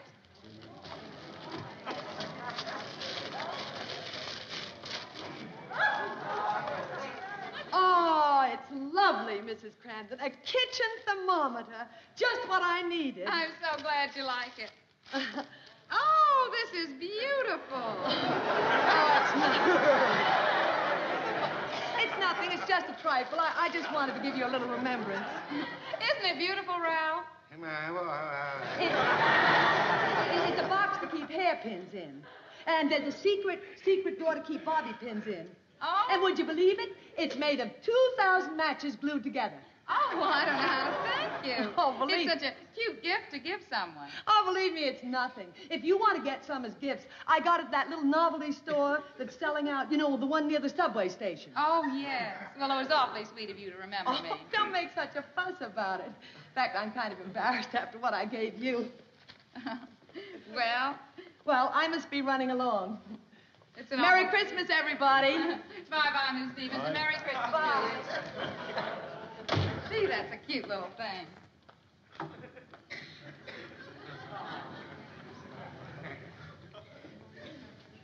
Merry Christmas.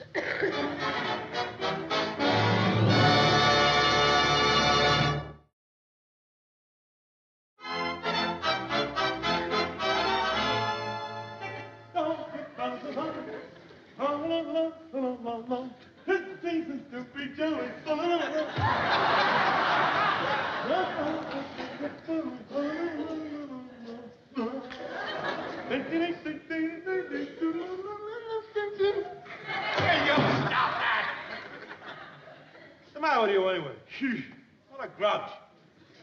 Compared to you, Scrooge was a holiday playboy.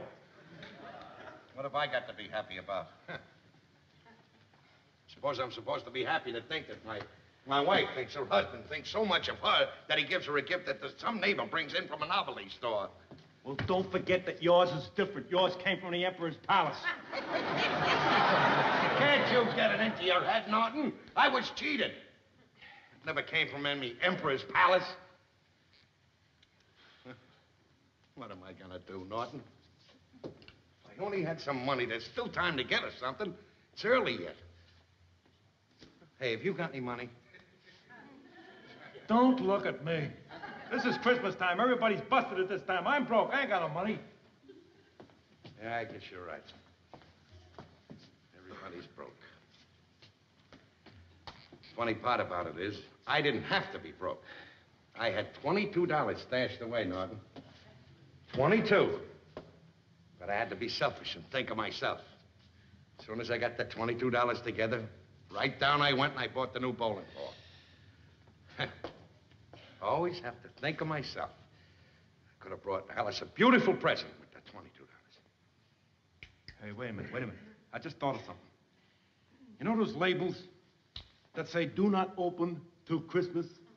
Yeah? We get some labels, see? Put on Alice's present, do not open till after Christmas, see? Come on, let's get the labels. Well, wait a minute. What good will that do? Tomorrow's Christmas. She don't open it tomorrow, see? Because you don't give it to her. You sleep all day. Then she's got to wait a whole year before she can open it up again, see? And in the meantime, you can get her another present. You're a riot, Norton. A regular riot. Come in. Hey, Uncle Leo. Merry Christmas, Ralph. Merry Christmas, Uncle Leo. You know Ed Norton. Oh, yeah. Happy Yuletide. Same to you, Mr. Boyle. Same to you. Hey, it's good to see you, and I'm glad you came. We got a present for you. Well. Hey, pal. Thank you, Ralph. Thank you. Merry By the way, Christmas. where's Alice? Oh, she went out. She's doing a little shopping. Oh, well, I got a little something here for you and Alice for Christmas, too. Oh, thank you very much, Uncle Leo. Hey, why don't you have some coffee? She'll be back in a minute. No, thank you just the same. I got some more stops to make. Tell her I stopped by. Well, Merry Christmas. Merry Christmas, pal. Happy Yuletide. Nice guy, that Uncle Leo, ain't he? He's a sweetheart. Yeah. Norton, look at this. A $25 gift certificate for Wallace's department store. 25. Oh, This hey, is the fun. answer to all my problems. You and Alice can really get a beautiful present, huh? What do you mean, me and Alice? This'll do it. I'd give a gift for Alice with this. Hey, wait a minute. Just hold the phone. Just wait a minute. If you use this gift certificate to get Alice a present, isn't she going to get just a little suspicious that Uncle Leo didn't give her nothing this year? You don't understand. When Tuesday comes and I go back to work, I borrow the 25 from one of the bus drivers. Then I buy another gift certificate and I hand it to her. I say it slipped my mind when Uncle Leo gave it to me. Now, look, I haven't got much time. I got to get right down. Okay. Listen, while y'all going down there, I'll finish trimming up the tree. Take it easy now. Why, I want to tell you. Where are you going, Ralph? Oh, I'm just stepping out for a little air.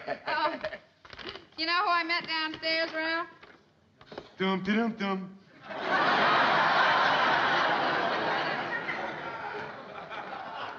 Yeah, I know who you met downstairs. Oh, he was up here? Yeah, he was here. He left us this. Merry Christmas, he said. $25 gift certificate.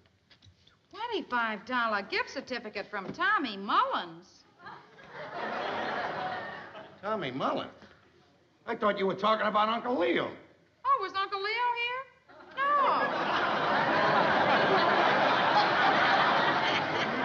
Yeah, he was here. No, I was talking about Tommy Mullins. He's home from the Navy on leave, and I thought maybe he'd run up here to see you. No. Boy, wasn't that sweet of Uncle Leo. Listen, Ralph, I picked up the celery for Trixie down at Krause's, and I got to run up there for a minute. But I'll be right back. All right. I thought you were going out. No, it's too cold out. I'll be right down. 365 days in a year, and that Mullins has got to come home from the Navy. Tough luck, Ralphie boy. Well, I got nobody to blame but myself. It's my own fault. I take $22 that I'm saving up and throw it away on a bowling ball. I could have got her a beautiful gift with that. Wait a minute. That's it. That's it. What are you gonna do? Very simple. I'm gonna take the bowling ball, hock it, get the money, and buy her a gift. I ought to get $10, $15 for this thing.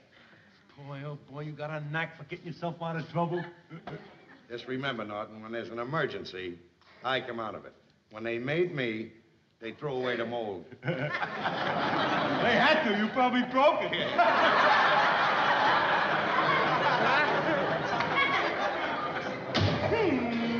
Take the whole with bars up.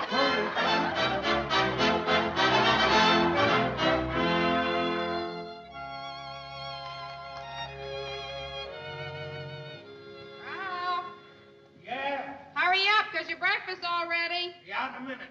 Okay. Boy, I want to tell you something. Your mother certainly has taste in pajamas. Aren't they beautiful? They are. Mother showed them to me. I knew you'd like them, Ralph. Yeah? Come on, honey, sit down. Look, Alice, before we eat, can't we exchange the gifts now? Ralph, the eggs will get cold. So what? It's Christmas. All right, sweetie. I'll go get your present. All right, I'll get mine.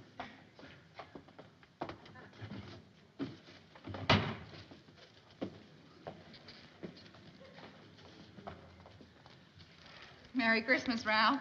Merry Christmas. You open yours first.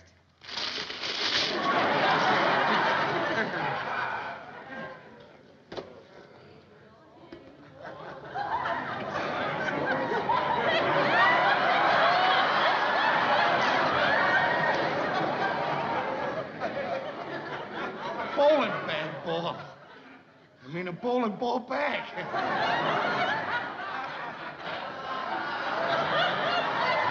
Just what I wanted, sweetheart. Oh, I'm so glad. I know how crazy you are about that bowling ball, Ralph. So I thought you ought to have a bag to carry it in. Thank you very much. Go ahead, open up. Well, sweetie, why don't we get the ball and make sure that it fits in there? See if I don't have to do that. They're all the same size. They all fit in there. Oh, come on. I just want to make sure it fits. I can't put the ball in the bag. You said it was the right size. Why not? I hocked it. It's a long story. See, Alice, I stashed away $22, see? And, well, you know how I used to walk past that store and see the bowling ball in the window all the time? Well, I spent the 22 for the bowling ball. But I had enough dough to get you a nice gift. And I got you a nice gift. Except that it was the same gift that lady got you. Except the fella didn't tell hers that hers came from the Emperor of Japan's house. The 2,000 sticks that were glued together. You see, I had the same thing to give you that she gave you. And she was saying it was, you know, little thing you got at the novelty store and everything. So I began to feel ashamed of myself. So I took the bowling ball down, I hocked it, and that's when I bought you that. Wait till you see it. Open it up. All right, Ralph. Oh, Ralph, it's beautiful. You like it, sweetie? Oh, I love it. It's the best present I've ever gotten. Thank you. And it's practical, too. You see, you squeeze the oranges on Napoleon's head.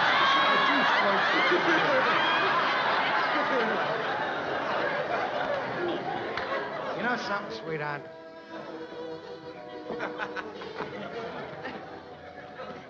Christmas is, well, it's about the best time of the whole year. You walk down the streets even for weeks before Christmas comes. And there's lights hanging up, green ones and red ones. Sometimes there's snow, and everybody's hustling someplace. But they don't hustle around Christmas time like they usually do. You know, they're a little more friendlier. They bump into you, they laugh, and they say, pardon me, and Merry Christmas. Especially when it gets real close to Christmas night. Everybody's walking home. You can hardly hear a sound.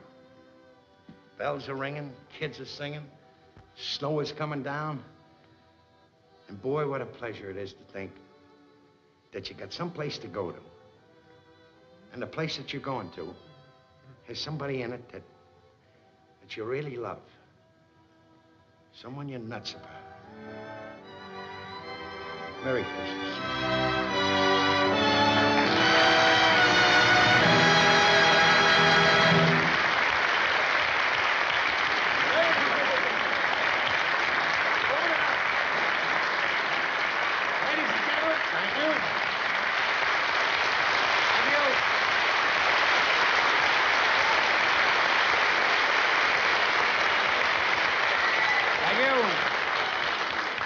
Ladies and gentlemen, we usually don't step out of character, but tonight I think it proper that Mr. and Mrs. Cramden and Mr. and Mrs. Norton wish everybody a Merry Christmas. Would you come in there, Nortons?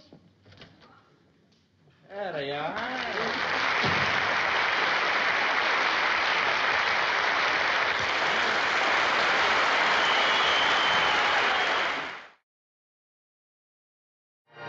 Xin chào các bạn, hôm nay mình sẽ hướng dẫn các bạn tô màu bức tranh một con gấu với những hình trái tim rất là dễ thương này. Các bạn cùng mình tô bức tranh này nha.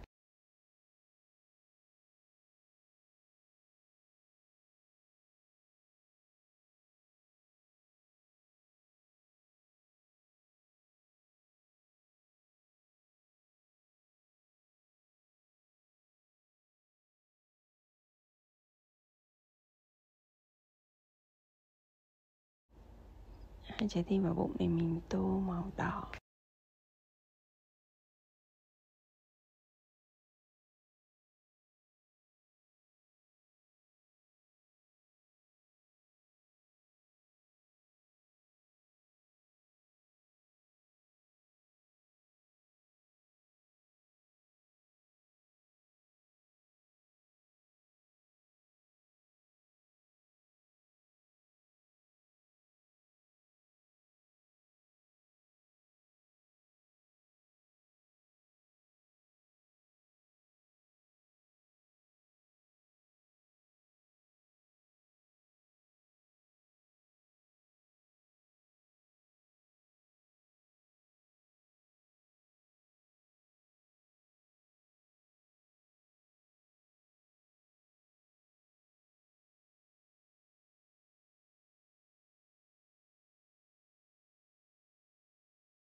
Tiếp theo trái tim thì mình tô màu tím.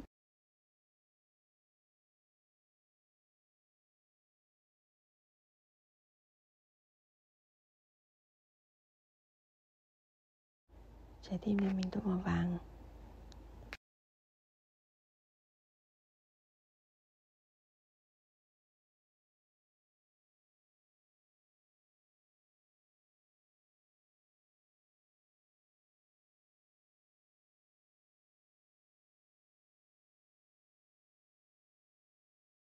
Mình tô thêm màu hồng nha.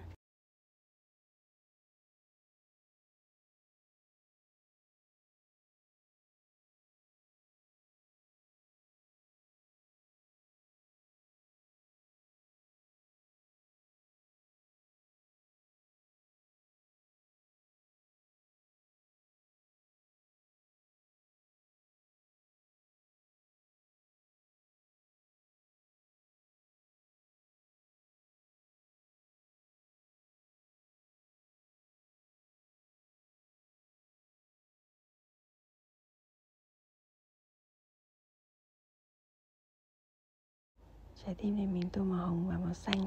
Các bạn nhớ theo dõi hết video để xem thành quả của mình nhé.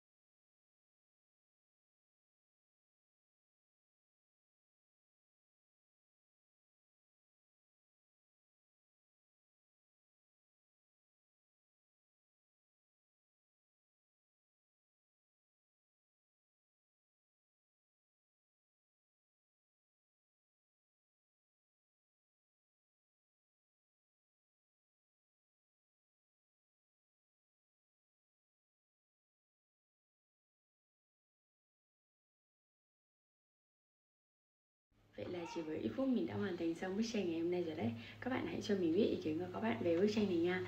Video của mình xin được kết thúc ở đây. Các bạn đừng quên nhấn like và đăng ký kênh ở phía dưới để theo dõi những video tiếp theo của mình nha. Bye bye.